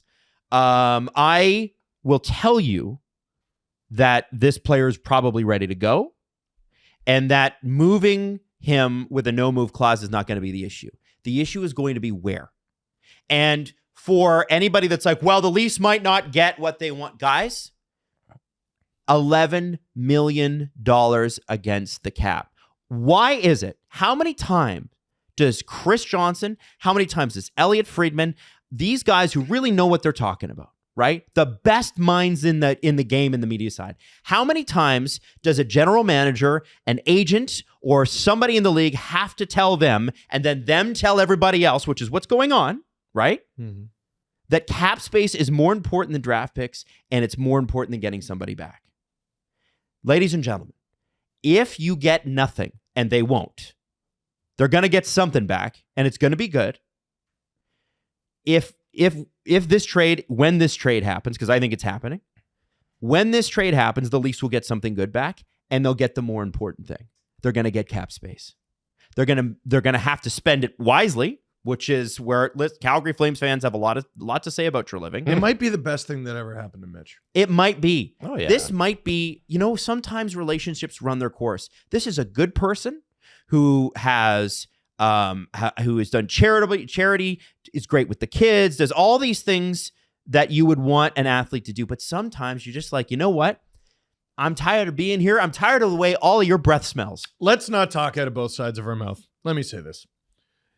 We have a show that you are the co-host of called Agent Provocateur. Adam, how did Agent Provocateur come to be? I called, or I wanted to have, I saw Alan on Tim and Sid. I thought he should have a show. CJ ran into him at the Stanley Cup Finals, one of the Stanley Cup Finals in Tampa. I think it was the COVID one or the post-COVID one, and said, hey, I got a guy who wants to call you. Do you mind if he does? But even before that, you said, Steve, I have an idea. And you ran it by me, and what did I tell you? You tell me what you said. I can't remember. I have a terrible memory. Adam, you're out of your mind. Why did I say you were out of your mind? What was the most recent conversation we had on the podcast about Alan Walsh? About the sword. The sword. The sword thing. So for those of you who don't know, Alan Walsh posted a picture of Marc-Andre Fleury during the playoffs with a sword through Fleury's back. There was blood. It was a great picture. And the sword said DeBoer on it. Because DeBoer was Marc-Andre Fleury's coach. And what I said during that show is, you know what? We can all act like Alan's going rogue here. He works for Marc-Andre. If Marc-Andre didn't agree with this, if he wanted it taken down, it would get taken down. And it was up for a long time. And that was a point that I stuck to. Austin Matthews signed a 5-year contract with the Toronto Maple Leafs February 5th, 2019. Darren Ferris spoke to the Toronto Star February 5th, 2019. That would be Mitch's agent, for anybody that doesn't know. The same damn day, said, that's probably the best contract in the National Hockey League, said Darren Ferris, the agent whose client list includes Maple Leaf star Mitch Marner. There's no team-friendly discount there. And he goes on to say, nobody else is taking a discount, and now you're asking Marner to take one again? It's nonsense, Ferris said. Mitch already did them a favor on his entry-level deal. By not having to pay out certain bonuses, Schedule A bonuses. Fart. The reality is he didn't do them a favor. He got Darren Ferris Lou Lamoriello beat Darren Ferris in the negotiations. That's what happened. This is how he ends the article. It's a Dave Feschuk article. You can look it up. Mitch will get what Mitch is due. But as far as the Maple Leafs, it's up to them how they value him. If it works out with them, it works out, Ferris said. We'll see at the end of the year what their position is and whether they're motivated to sign Mitch or not. It's totally up to them. You said that. We went in on it at the time. You can find our podcast from that day, but let me bring it up again because you forget a lot in half a decade. Your agent, you little Care Bear, your agent ruined your reputation permanently in this city and in a huge swath of this fan base that day. And you had the power to stop him. I don't care if you agreed with the message, didn't agree with the message. That's what your agent's job is. It's to that day, the same day, your friend, maybe, weird way to treat a friend, the same day your friend signs that deal, that bullshit comes out in the Toronto Star, and you drag it through the summer, and there's tweet after tweet from person after person. I'm going to get what I'm going to get. Show me the money. All that. And what have you done? Have you upheld your end of the bargain since signing that deal? Because listen, this is just what's good for business here. Mm-hmm. He's got a year left. And I have no interest in going through this experience again with his agent and the camp and the player trying to go, I got nothing to do with it. Fuck off. Enough. I have no interest in going through that again with this camp. I have no interest in the DMs. I have no interest in the media bullshit. It's time. Let's move on. The lack of scoring in the playoffs. Do you have any interest in that continuing? Oh, you know what? Get a lot more of that. No, that's great. I want that too. Okay. I have to be honest. Why do you want this? Like fans? No. Oh, I don't. Him. Oh, why? No, that's my point. Why Is I does don't. Mitch want? Dude, you very visibly hate it here. Yeah, and I think that's why Adam's correct in that it's going to be a parting of the ways. He wants out, guys. Mm-hmm. That's my opinion. I'm of the opinion. I've heard enough. Mm-hmm. He's ready to go. And I think him not speaking to the media last night. You remember how he was? Let's just back it up here for. You wanted to speak to the media the day your friend signed a contract extension. Where were you last night? Steve, let me just. 6 weeks ago. You want to go off on something? Go off on this. 6 weeks ago, he comes back from injury. Mm-hmm. How is he? I don't remember him. You guys, the way you guys speculated on it. Well, there's a lot of questions about. But he's blocking out the noise. He's blocking out the noise. So this is my thing. This dude is gonna go deaf from how high he has the noise cranked up. You know what? Like, I always think the media stuff and the fan stuff and the pressure with Toronto is overblown. It is true that some people can't do it. Yeah, that's 100%. enough. Look, honestly, go somewhere else and win a cup. He might win a cup. He's going to be great wherever he goes. And real estate in Seattle or Utah is a lot cheaper than Toronto. Your money's going to go further there if you want to buy a nice house. Seattle's high, but it's not as high. It's not Toronto high. It'll go further if you're trying to buy a nice house. Real estate in his head is dirt cheap. I have to tell you, the reality is Mitch Marner, in my opinion, what I hear, not coming back. And I think if I would like to know how the organization felt about the way he started the season, because you read the Jonas clip, right?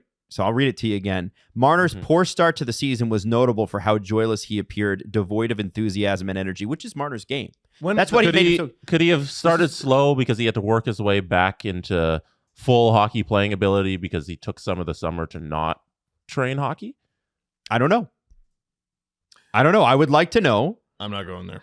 I would like to know how the organization feels about that. I don't know how they do. And listen, Marner was a point a game. He just wasn't playing well. Mm-hmm. And so this is where he gets his cookies, man. You go, it's a parting of the ways. Great player in the regular season. There'll be teams lined up out the door to get him, even at that cap hit. Now, I will ask this question, and somebody asked me this on a stream, Vancouver-Nashville stream, when the games were boring, which was most of the games. What's his extension look like? And I kind of said, listen, elsewhere. I don't understand. I don't know what the value is right now, but I don't see how this player gets a raise, not just here, but anywhere. I know they'll be looking for one. And if somebody trades for him with the intention of extending him, then they'll have to pay a raise. But I don't know market value-wise how a guy who we've seen cannot drive his own line in the playoffs. We've seen him not be able to do that. Patrick Kane, the reason Patrick Kane made $10 million before anybody else is because Patrick Kane on his own could drive a line. Mm-hmm. And that's hard to do as a winger. He wasn't even the best Darren Ferris client on his line. Yeah. It was Max Domi. The centerman usually is the driver of play. If a winger can do it, then they're worth a lot of money. Mm-hmm. And Patrick Kane could. And Patrick Kane could do it in the playoffs. And Mitch Marner cannot. Dude, Sheldon loading up, putting Austin with Mitch. No. Why? Why? Just put Domi out there with Matthews. Yeah. Like, what do we do? Domi, Matthews, Nylander. It's right there. No, the Domi line with Marner was working. Yes. And when he threw Austin in there instead of Domi, it fell flat every time. It was working. Like, bad things weren't happening generally when they were on the ice, but there was a little bit of perimeter merchant going on there. Oh, yeah. That's what I was talking about. Like, when I'm talking about the Leafs just running roughshod, around the perimeter, and Domi standing there with the puck and no one's in front. And it happened to Mitch a few times. He's standing there with the puck and no one's in front. And Tyler's like, I'm trying, boys. Right. And like he's the only one. Yeah, I shouldn't say it's working in the sense that it was decent hockey, but it didn't produce results. I don't think that's implied because nobody could produce results outside of William Nylander. Hey, this show is sponsored by BetterHelp. Hands up if you need therapy. Oh, everybody. Especially, even Maddie's got her hand up. You at home, your hand should also be up. This show is brought to you by BetterHelp. And let me tell you, it's a great way to get connected with a therapist quickly, which you might need quickly. What could be the reasons, guys? An unexpected, devastating event. The weather. What about, here's what's worse, an expected devastating event. Because you knew it was coming. No. Right? I believed. Yeah. I believed, and they ripped my heart out. Listen, whether it's big stuff or it's small stuff, you can't keep it bottled up. It can start to affect you negatively. And one of the great things about BetterHelp is you can connect with a therapist any way that you want to, via text, via FaceTime, via phone call. If you don't vibe with your therapist, and you need to, by the way, if good therapy is you got a good relationship with your therapist, you build trust over time, you reveal things, they help you with those things, they help you see that the world maybe is not as bad as your brain is tricking you into making it feel. Although today it doesn't really feel like that, I'll be honest with you, with the Leafs going down. Get it off your chest with BetterHelp. Visit BetterHelp.com/SDP. Get 10% off your first month. That's BetterHelp, HELP.com/SDP. The reality of it all is that player is gone. We know why Keefe will be gone. I'll tell you what I've heard on Shanahan.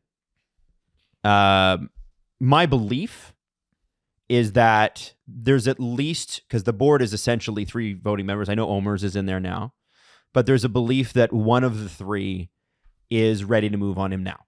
And that was based on targets sent at the beginning of the year. Because believe it or not, Leafs internally do have targets. It's almost like NHL 24. Hey, you have to make the second round. Otherwise, in GM mode, you're fired. Dude, one of my goals was to beat the Montreal Canadiens in our first matchup of the year, and we lost. Oh, no. You stink. I didn't get the $40,000 bonus. You see? So they have these internal things. My belief is that 1/3 of the board is already ready to move. They need 2/3 support. And so it's a question of whether the other 2 will. And I think there's 1/3 that will not. And there's 1/3 that's a bit of a wild card. But my bet, without knowing, is that they're ready. And if they ever won the cup, MLSE could buy the moon. Yeah. And this is the point, right? Like, people are like, oh, they must be so happy with the regular season success. You know what they're not happy with? All the deals that they're going to have to call Monday morning and say, hey, I know we had deals in place for rounds 2, 3, and 4, potentially, even 2 and 3 at this point. Because, you plan ahead and they're going to have to cancel all that money. I'll tell you this about Maple Leaf Sports and Entertainment. For all of their perceived lack of issues, the organization wants to win. And why does the organization want to win? Because they can make more money. So much more money. How about all the make goods in broadcasting? Well, that's It was one arm of the MLSE business. But Adam, you outlined it a couple weeks ago about the desperate need from MLSE for a Leafs playoff run here, because they need it. You have the Raptors, who were not good for the entire season, especially the back half, and people just gave up on that team in 0 playoff dates. Now with the Leafs, you get only 3, and they're banking on so much more. You have the Argos, who have never been a revenue driver. You have TFC, who's never been the hugest revenue driver for MLSE. No, TFC loses money. The Marlies lose money. TFC loses money.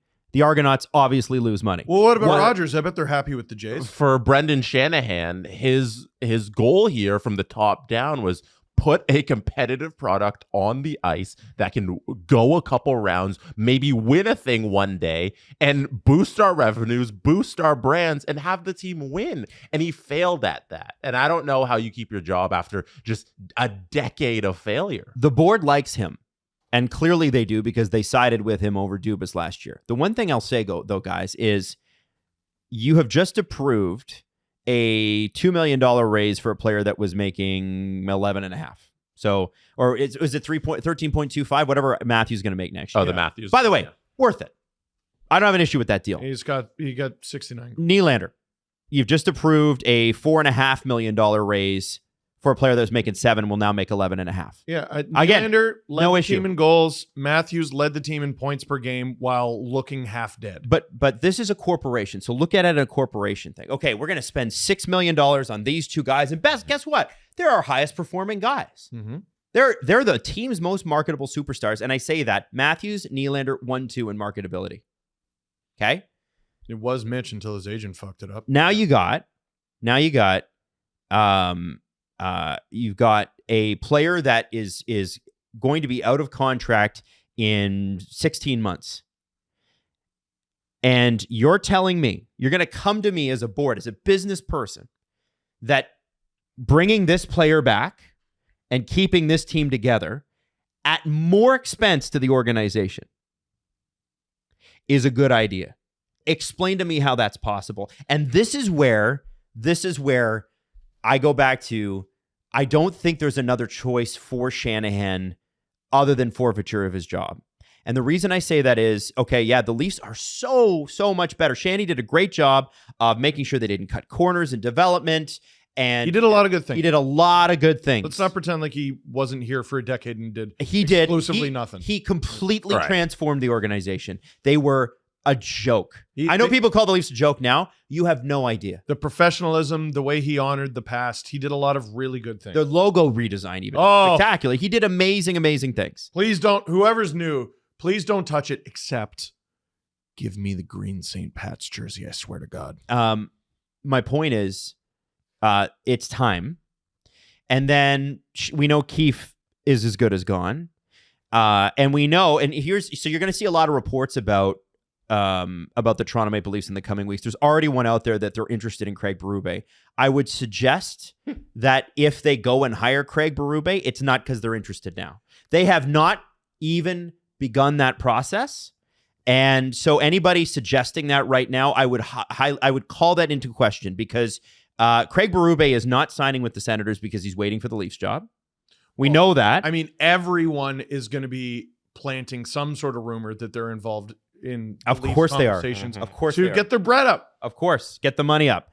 My point in all this is that you cannot, as a board, responsibly go forward with re-signing this player or bringing Shanahan back. To me, you have a better argument of bringing Shanahan back than you do of Mitch Marner. And I think, again, it goes back to I think Mitch is ready to go. Mm-hmm. I don't think that that's necessarily a bad thing for either side. No. Sometimes it's just time. Adam, and spread this money out. You know, this one is far more difficult to do. JT. Oh, that's going to happen too. Marner's that is for sure going to happen. I don't think either player is worth the money. And Tavares, I mean, we always knew how this deal was going to age.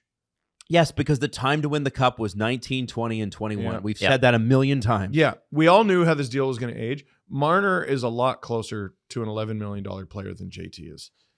And I don't know how on earth you move it. It's only 1 year. Mm-hmm. Oh, and the real dollars are paid. You move that deal.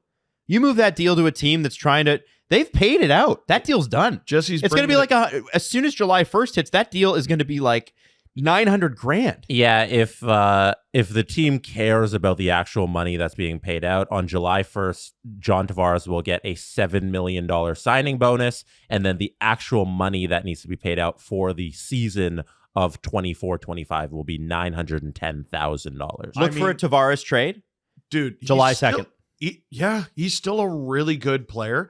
If you have the cap room, which not many teams do, but if you have the cap room, you're getting a 60, 70 point guy, 25 goal guy for like free. And if you're the Leafs, you're retaining on that cap hit because it's quite a bit much for one team to absorb. I would retain on that. And you're retaining like Klingberg's contract that's going out, it's going to be available. So you're doing that. Plus it's not, I shouldn't even say you're that, because you're dumping half of John Tavares. So you're only keeping him on for half of that. So it's not like an immovable deal. I think if there's a trade out there that's value, you kind of do it. It's also more difficult with JT. He's got 3 kids. Mm-hmm. You know what I mean? And like Mitch has a full no move. JT has a full no move, but like that. that complicated. You know what I look at? Easier to get to convince to waive it. Now, ideally, if Tavares' deal had end this year, I'd be like, sign him up at $5 million. I'm fine with that. But I'd take him back. But the Leafs, I love Tavares. I don't think he can be captain anymore. But he has always done the right thing as captain of the Leafs. He's been the best captain they've had since Matt's.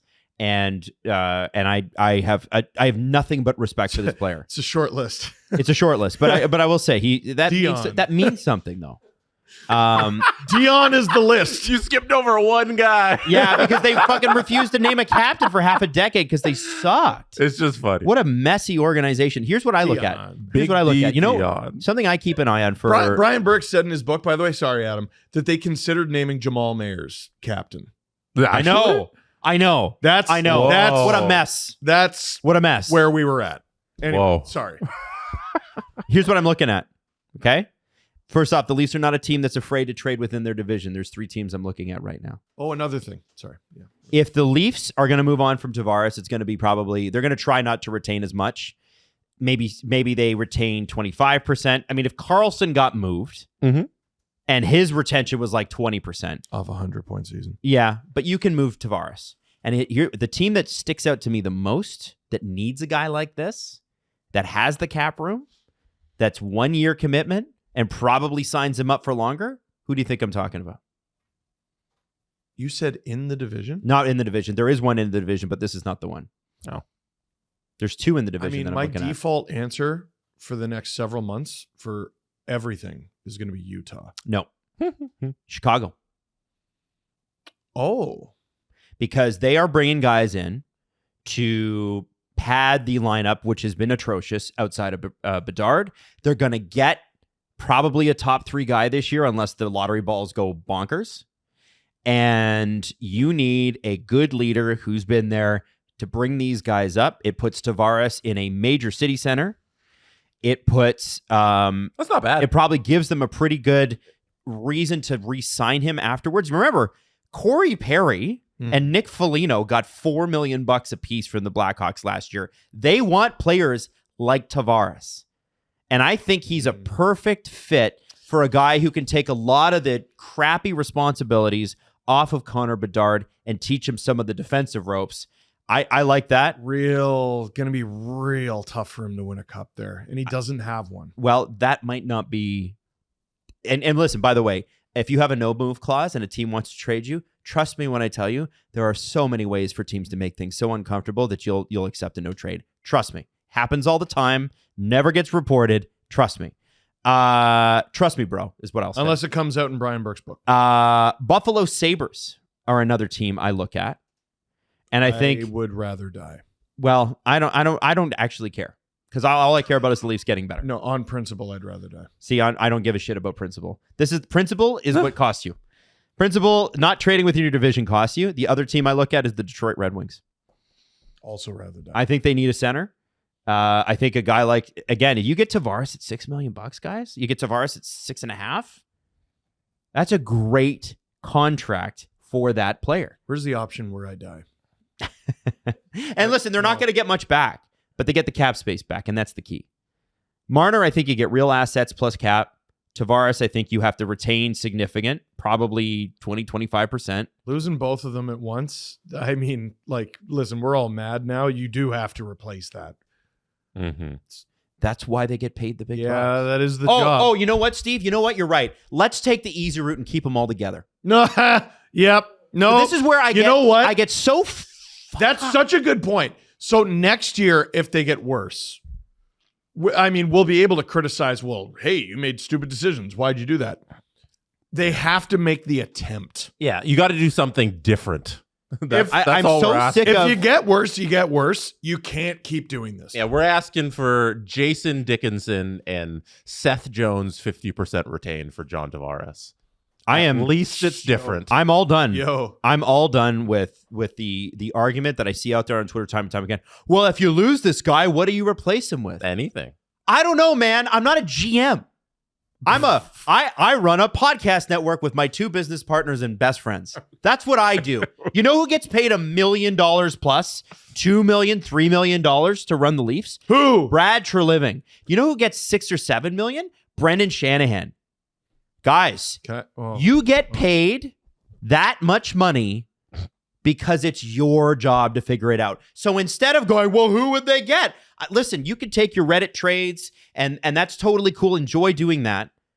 But the reality is that you have to put, as the fan, the responsibility on the people in charge who are making the money. I don't know what the problem solve is. That's your job. What I'm telling you is you need to admit the problem and you must move on from it. One thing I'll never forgive Brendan Shanahan for, and I'll talk about this in the video when he's ultimately fired. It's coming. He had 10 years. He had over a decade to assemble a Leafs team that looked remotely like him. One of the greatest power forwards to ever play. 600 goals, huge, would fight, would be the biggest son of a bitch to play against. Played in some of the most violent, hateful rivalries of all time. And he assembled this. Did you... I think his biggest weakness is he only saw his career through his own eyes. God, I wish you could have seen it from the TV. This team plays nothing like you, Brendan. Look at the success you had on the ice. And then you come with a theory. What was crazy about it is he knew what it took to win. And then he comes to the Leafs and employs a theory that's antithetical to the way he won, which is we're just going to get penalties. We're going to get penalties called. Instead of fighting back, we're going to turn the other cheek and we're going to get the call. And guess what they didn't get? Any of the calls. And when they did get the calls, they couldn't effing score anyway. Their power play more than once has looked like crap rolling into the playoffs. And this coaching staff, by the way, not just Sheldon, they're all gone. Barbecued. Oh my gosh. They're gone. They might hold on to one or two of the assistants, but like they're barbecued. No. Hold on. Wait. The review staff. That's the guys in charge. I'm Whoever not- those guys are, you keep them. We're not talking about the that. two guys on the bench next to Keefe. I'm talking about the 5 guys that they have. Keefe, They have so many guys. offensive coordinator, defense coordinator, power play, and penalty kill. Gone. And you know what, Mike Van Ryn? Didn't like your game when you were here. I actually liked him. No, I thought he was good. actually decent, and I really liked you when you were here. Yeah, and No, but his injuries got him, right? I just don't like you as a head coach. When he was a Leaf, As a coach assistant. when Mike Van Ryn was a Leaf, he wasn't Mike Van Ryn the Leaf as much as he was not Brian McCabe the Leaf. Yeah. Because that was his job, to be not Brian. He was McCabe. good. He was good. There's just a bad team. I think ultimately we know. I think the fans know what's going to happen here, and I just really, really want to emphasize: don't let them tell you that it can't happen. Oh, the Leafs are in a hard spot. Oh, I'm sorry. Lots of Well, teams are in a that gives hard them. spot. You know what? Then that's great. LA's You know in what? a hard It was. spot. Was it too Pittsburgh. hard for them? Oh, I can't imagine. That must be hard. Dude, it's the show. It's the show. It's supposed to be hard. It's the National Hockey League. It's the best league in the world. Nothing comes easy. The reigning Stanley Cup champions have to play Game 7 because they forced it. It's a hard league. I think for Keith Pelly coming in, he officially took took his job, his role on April 1st, I believe it was. This loss for him makes it easier because you have a clear outline here of what you have in terms of the players and what they can do, and in terms of the upper management, Brendan Shanahan, downwards of how they performed of 10 years. They've been giving this runway. And for him, you know what you have. So I think it'll be easy for Keith Pelly to come in and crack skulls and make a whole bunch of changes because the results aren't there. I agree. Hell of a And I deal. think, Jesse, we would have been kicked off the podium by now. I think that they, and I said this last week, I think that they've been interviewing candidates in case this happened. Mhm. It happened. Mm-hmm. So now all of those candidates who knew, hey, this job might not be available if the Leafs go 3 rounds deep here, now know that it is. And what creates the inertia is all of these candidates going back to Keith and saying, Good word. hey, Keith, like I really have a plan here that could really work. And what Keith, and if Brendan comes into Keith's office, which he will, and he'll say, hey, Keith, we have a plan that we believe will work. If you're Keith Pelly, am I going to take the known quantity? I know that this team does not do well under this person. Or am I going to take a chance? Magic beans. Pick my guy who I believe can do this and go, listen, I'm the CEO. I need to make CEO decisions. Can I ask you guys a question? Yeah, of course. About somebody who we haven't talked a lot about because he just got here. But he has a history in this business, and we've seen how he moves and operates.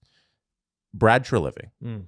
Do you trust him based on what he did in Calgary as the guy to make over the roster in Toronto?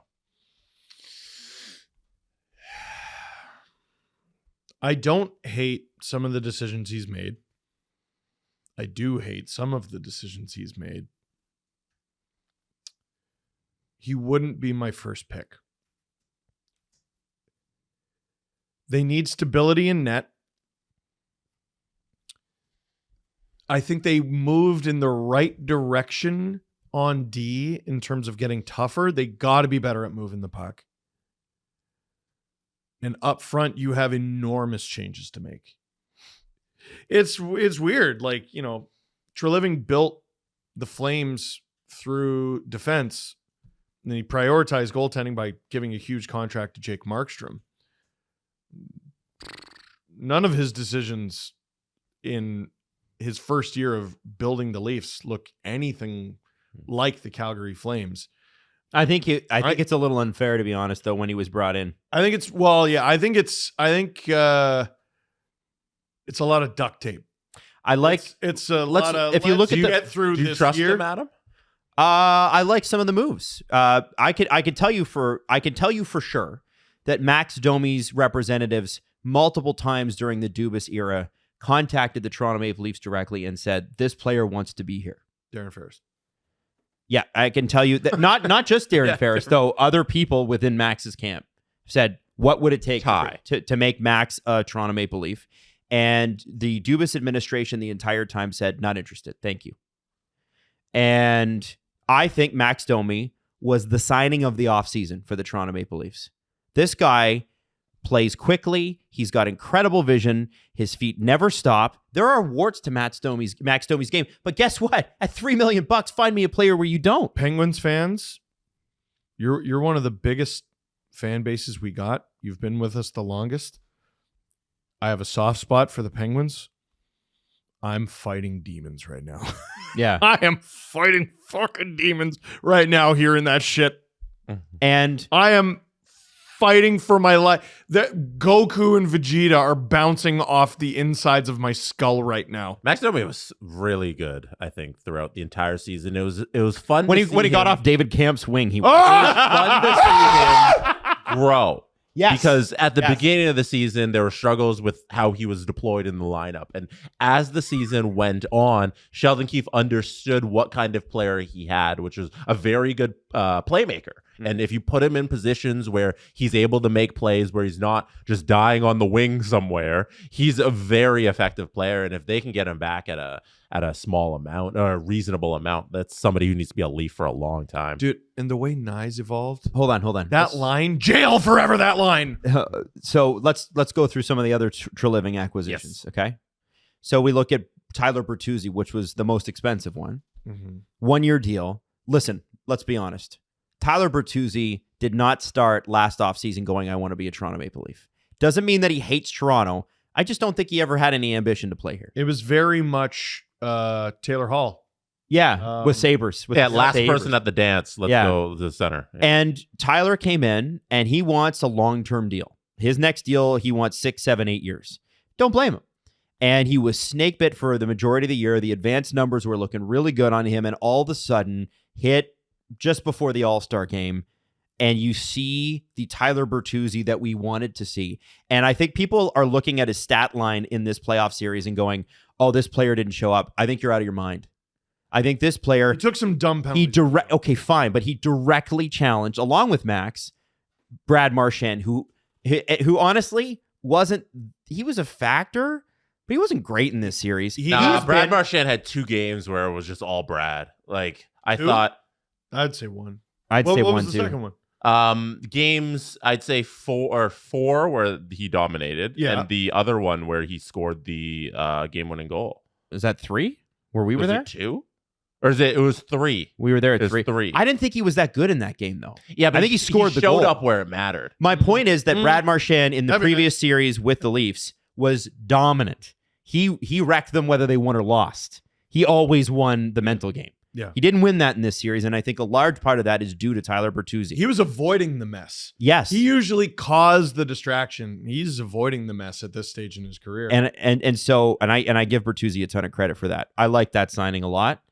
The Klingberg thing, okay, it didn't work. And he sat on Brad Marchand Game 3 had 2 goals, 1 assist. Maybe that's the game I'm thinking of. Game 4, he had a goal and an assist. I thought both games, he showed up where it mattered. So he put up the points. I would just compare and contrast that with 18 and 19, where he was a fucking menace the entire time, and it just the bar's a little higher for him. The Leafs the entire series. But he's 36 now. Okay. But as it pertains to Bertuzzi, I think Bertuzzi did a great job stopping it. People gave Brad a tough time about Klingberg early in the year.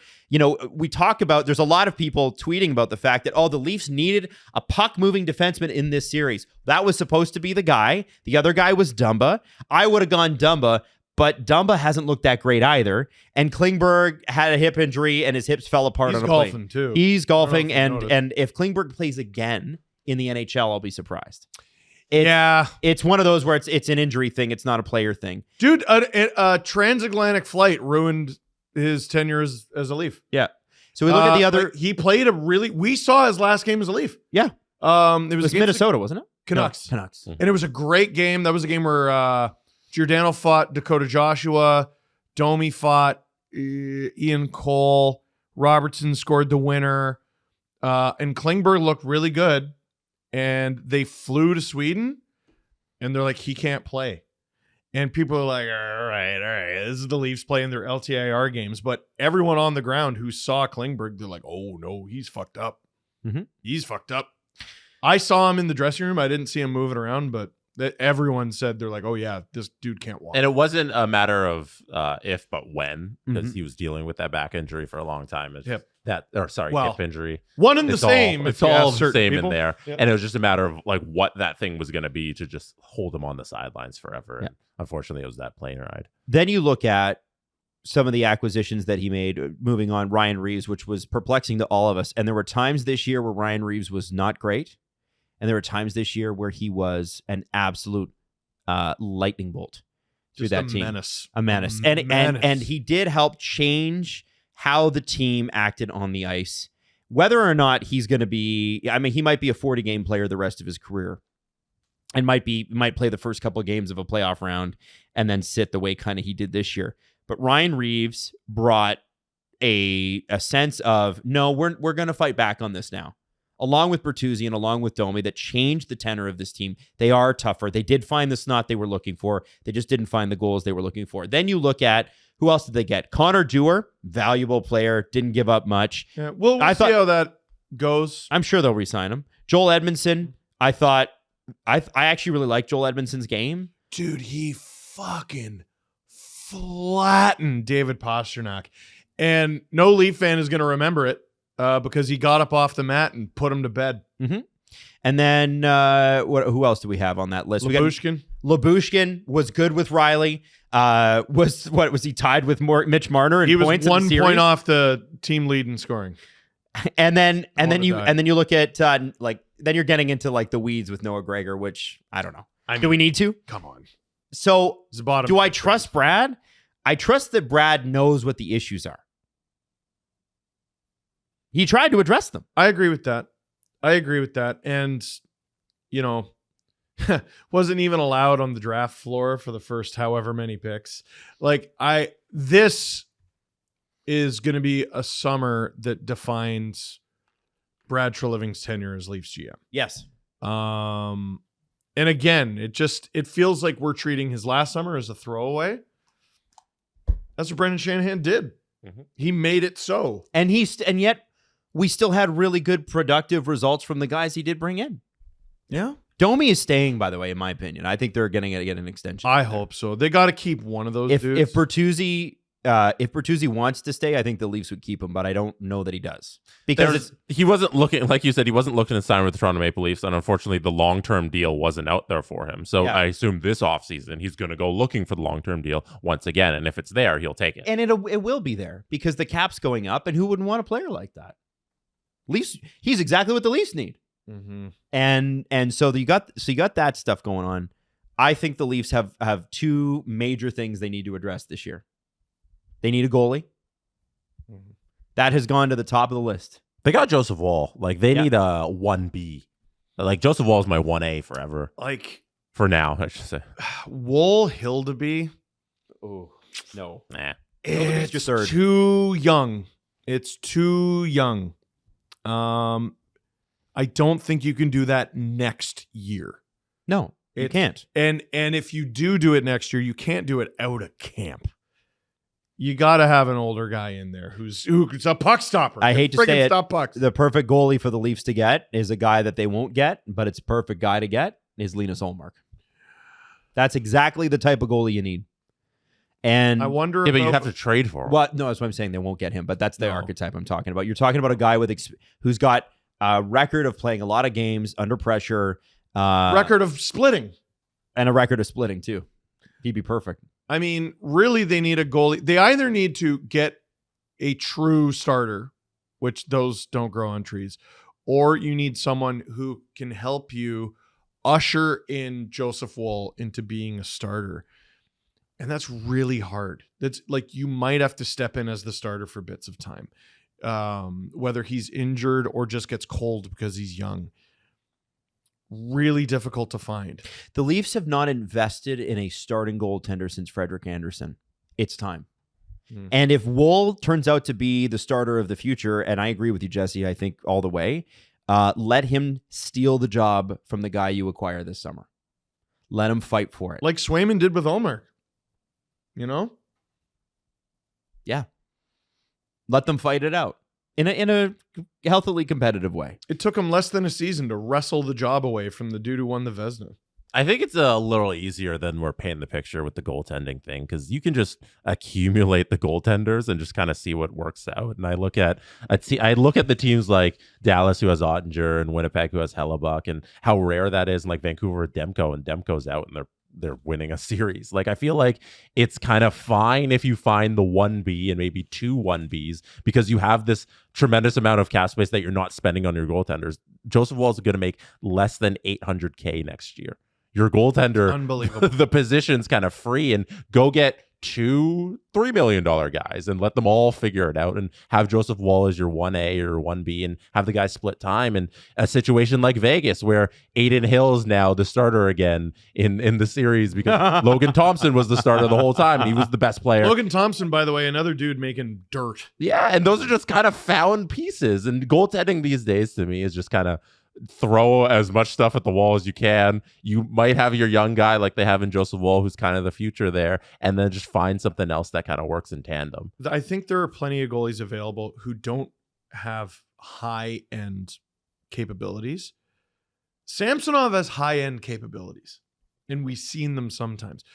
But he's such a wild card. You just need stability. You just need to know how to go about your day. Mm-hmm. If you're a defenseman on this team, how do you prepare for any game with that guy in net? How do you prepare for any game not knowing where the fuck the goalie's going to be on any given play? Right. And I think that's the not being able to trust your goaltenders a little more common than we realize in the National Hockey League, because in the playoffs, if we look at the playoffs right now, Vegas has started 2 guys. Boston started 2 guys. The Islanders started 2 guys. Vancouver started 3 guys. They got a shutout in a series-deciding game from their 3rd stringer. I've named 4 teams there. I'm not even done. LA started 2 guys. There's 5 teams just off the top of my head in the first round of the playoffs who've started 2 goaltenders. Toronto, 6. Our Leafs, 6 teams have started 2 guys. Goaltending right now is so fragile that the Leafs have something in Joseph Woll, and the other guy doesn't have to be this all-world stud that they have to go out and get. If Justus Annunen wasn't sick, I think the Avalanche might be added to that list. Oh yeah, easily. Yeah, they're not, but they wanted to move off of Georgiev so bad, and then he got good. If Hellebuck doesn't have his contract in the Vezina Trophy season that he just had, Brossois probably gets a game. Yeah, with how shaky Hellebuck was. They should see if he's available. He did play. He got pulled. Hey, there's a guy. Love a Laurent Brossois as a Toronto Maple Leaf goaltender. Come on. I actually don't hate that at all. I'll take Brossoit. So all that is to say that I think they need a goalie, and we've already been talking about the fact that the defense needs revamping, and Brad wants big, scary, mean guys with a couple of puck movers. He lost his secondary puck mover. John Klingberg was supposed to be that guy. And Matt Dumba. I don't know which to believe. Was it that the Leafs wanted him and he ultimately chose Arizona because he had rental properties down there? Or was it they didn't offer him as much as Arizona did? I've heard both stories. I don't know. Let me throw this out there. And they didn't want him at the deadline, which was weird. Because he did play like crap. Timothy And he Liljegren wasn't good in Tampa either. Timothy Liljegren was supposed to be that guy. Like the Leafs took him out for TJ Brody. It was brutal. Liljegren was then pretty good this series. And from his first shift in Game 7, I'm like, ooh, boy, he's fucking treading water. The Leafs can't forget, though, that defense, playing the defensive side of the game, was very good in this series when they won games. And that's why I keep Bush and Edmondson. The problem was getting offense from those defensemen as well. Like, they struggle with puck-moving defensemen. Dumping to a team that wouldn't chase. And guys creating offense from the defense, and scoring is the issue here. Brad created a great defensive team. It's in the end, they couldn't score. So you need to solve that from the defense out and the forward group. And I think you can. Yeah. I think we've speculated about Mitch, we've speculated about John. You move some of that. I think the Leafs already have $11 million in cap space to go into this year with, and very few real RFA money. Like you're gonna have to re-sign Dewar. Oh, it's not gonna be crazy expensive to do. Liljegren's an RFA, like that. Kind of stuff. He was making 1.4. Don't think he's even worth that yet. Would Jake Muzzin be interested in a coaching job? My whole thing right is. Now? Isn't he coaching? No, he's a scout. He's a scout right now. They're with the working Leafs? him up through the. Oh, okay. Yeah. You can't. I don't think you can officially call him that because he's collecting a player's paycheck. Oh, but isn't his contract done? Yeah, this season, it's done. 3 LTIR contracts coming off. Who is it? Muzzin, yeah, Murray, Klingberg, and Muzzy. Klingberg, right. Yeah. So wow, that's a lot of red. The team's gonna look completely different come October. Wow, that's a lot of red. I think what they need to be doing is spending somewhere in the neighborhood of $48 to $52 million on forwards. Currently, they've got 55 committed, and I think they need to spend 25 to 30, depending upon where you want to put that scale. Well, 25 to 30, maybe 25 on their defense. They need to spend more money on their defense, and the reason that they have to spend that much money is because they don't have the horses coming up from the Marlies that they need to not spend that kind of money. So this is going to be costly. The one thing I also think that is a positive for moving on from a guy like Mitch Marner is the development of Easton Cowan. If you talk to people that really know their stuff when it comes to scouting, Easton Cowan, people believe if he has a good camp next year, which there's all the reason to believe he will, he's going to be playing games for the Leafs next year, and he might just stick MVP? it with the club. It wouldn't be the first time. I mean, you might try to get some free, cheap games out of him through October and then send him back. But for what? Send him back for what? I don't know, like what you did with Minton. See what he can do. See what he can do. He just won the MVP. Yeah, but nah, it's not the same, dude. Like Minton had a great camp, and then they played him in NHL games that count. And you saw that he's a really feisty player who couldn't quite hang yet. And Easton Cowan loved him in camp. We'll see how he does in October. Like that's the great thing. But my about point that is have some open space for it. Yeah. Oh, totally. He's 18 years old. I don't got high expectations on. So was Mitch. 19-year-old. Mitch was the 4th overall pick. Yeah. Easton was 26th, and look, he won the MVP. Same with Mitch. The only thing he didn't get was the Memorial Cup, which Mitch got. I'm not seeing a huge difference here. I think you have to at least hold a space and go, this guy could do it. There will be spaces. You think so? There will be spaces. Robertson, Grabonkin is interesting. One day someone will tell us how to pronounce that. Grabonkin? I have I absolutely hope it's no Boykin. idea based on the two ways that it's spelled. Yeah, because he anglicized it too, didn't he? He's changed the way it's spelled. It's spelled Grabonkin, but I'm almost positive that's not how you say it. Well, you would know better than any of us, right? Well, you worked in Russian then hockey. then we're screwed. I think it's probably closer to Grabonkin, but I don't know. Does Cade Weber kind of play into that as well? Right? Yeah, I what's, think what's he end up being? Is he a Marley? Is he a Leaf? He plays games for them. Oh, yeah. And you know what's great about a guy like that is you can move him up and down. My guess is he steps in where Joel Edmondson is right now. I hope that the Leafs find a spot for Mark Giordano within the organization. If he wants it. If he wants to, he might just want to take time off. But I have loved his time as a Leaf. It was clear this year that it was coming to an end. But I think that that's a guy that, a la, Jake Muzzin and Jason Spezza when he was here. And these are the types of pros that, you tell me that at rookie camp, those guys aren't all going to follow Mark Giordano around like puppies.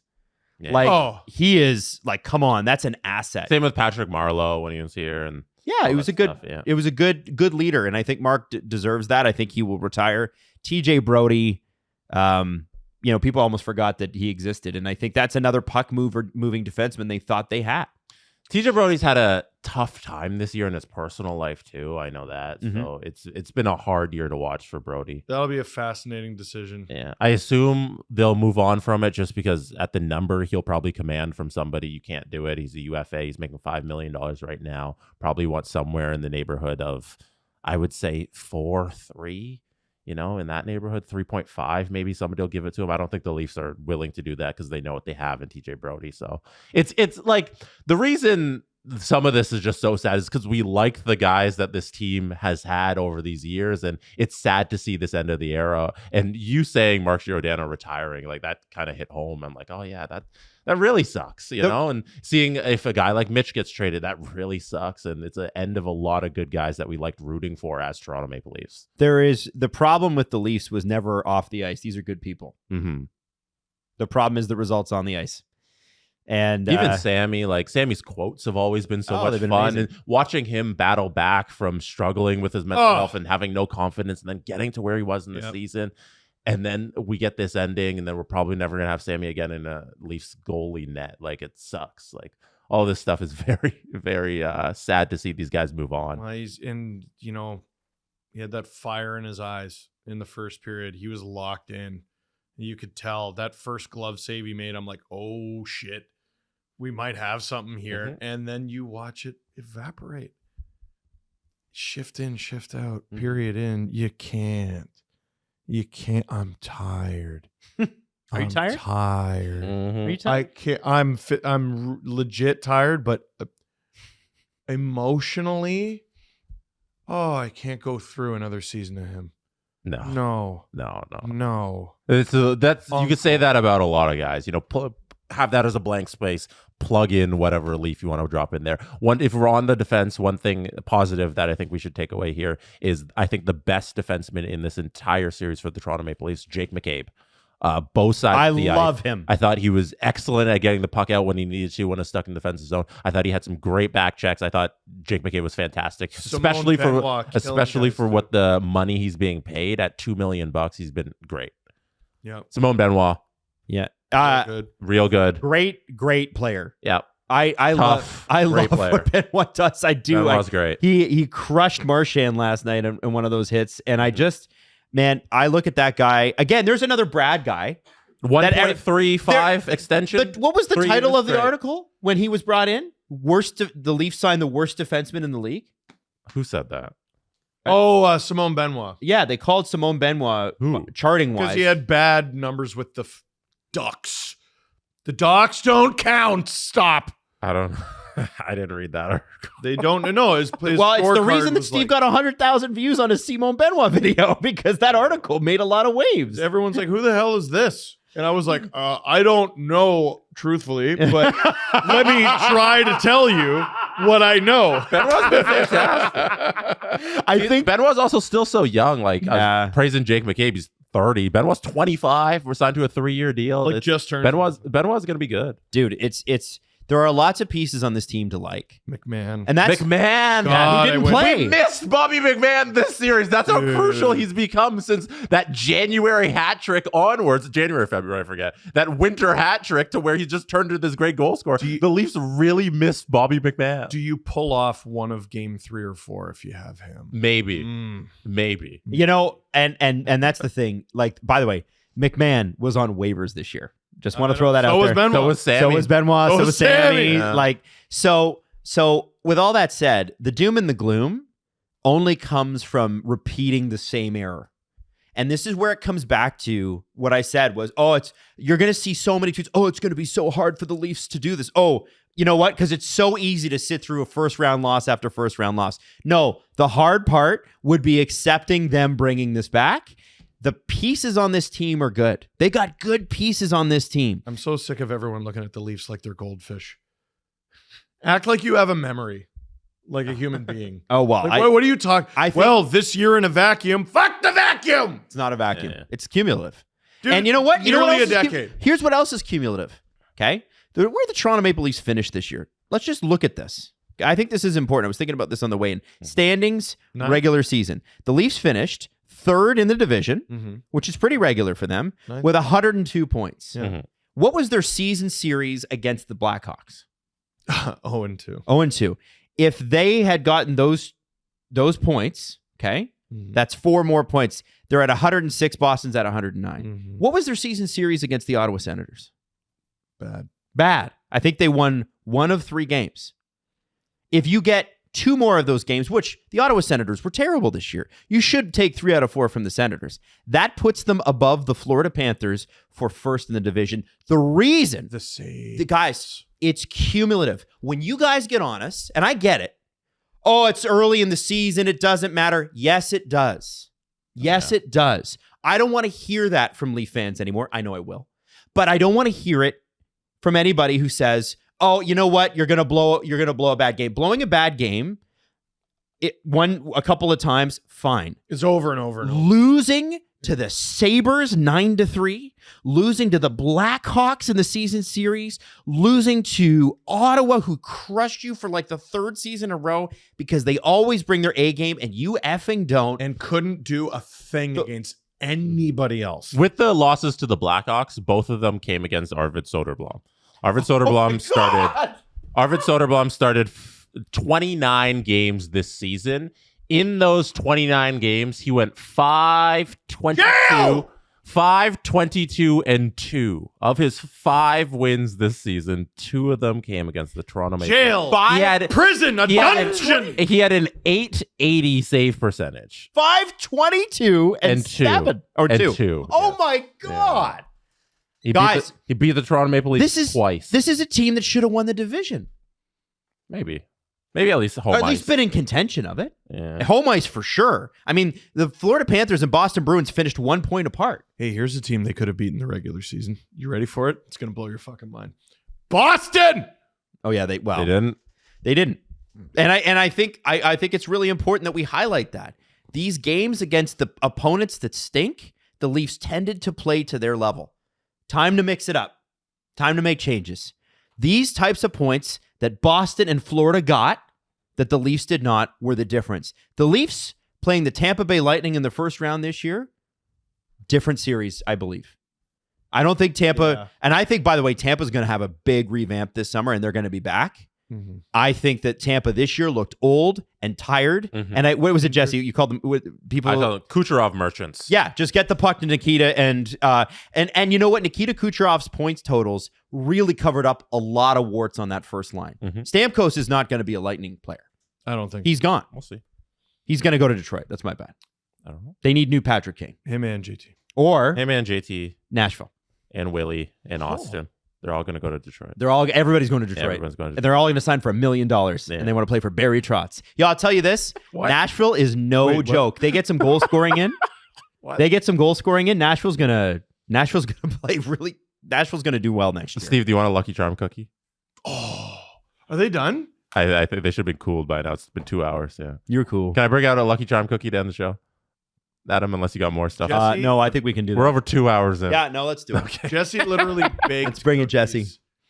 Let's do it. I can't believe I can't smell it. You can't smell that? Do I have COVID? Do I have COVID? I usually have a good sense of smell. Do I? Yeah, what's going on? I couldn't smell it either. And I have no voice? Oh, shit. Uh-oh. Oh. Okay, there it is. Oh, I was getting worried. Now, did you get Lucky Charms because you want Steve to eat this and have good luck in his career with the Leafs finally? Is that what I'm asking? Is that what I think that's what that's what this is, right? This is a chance for Steve to have some good luck with the Toronto Maple Leafs. I will say this. I'm working on bringing CJ on.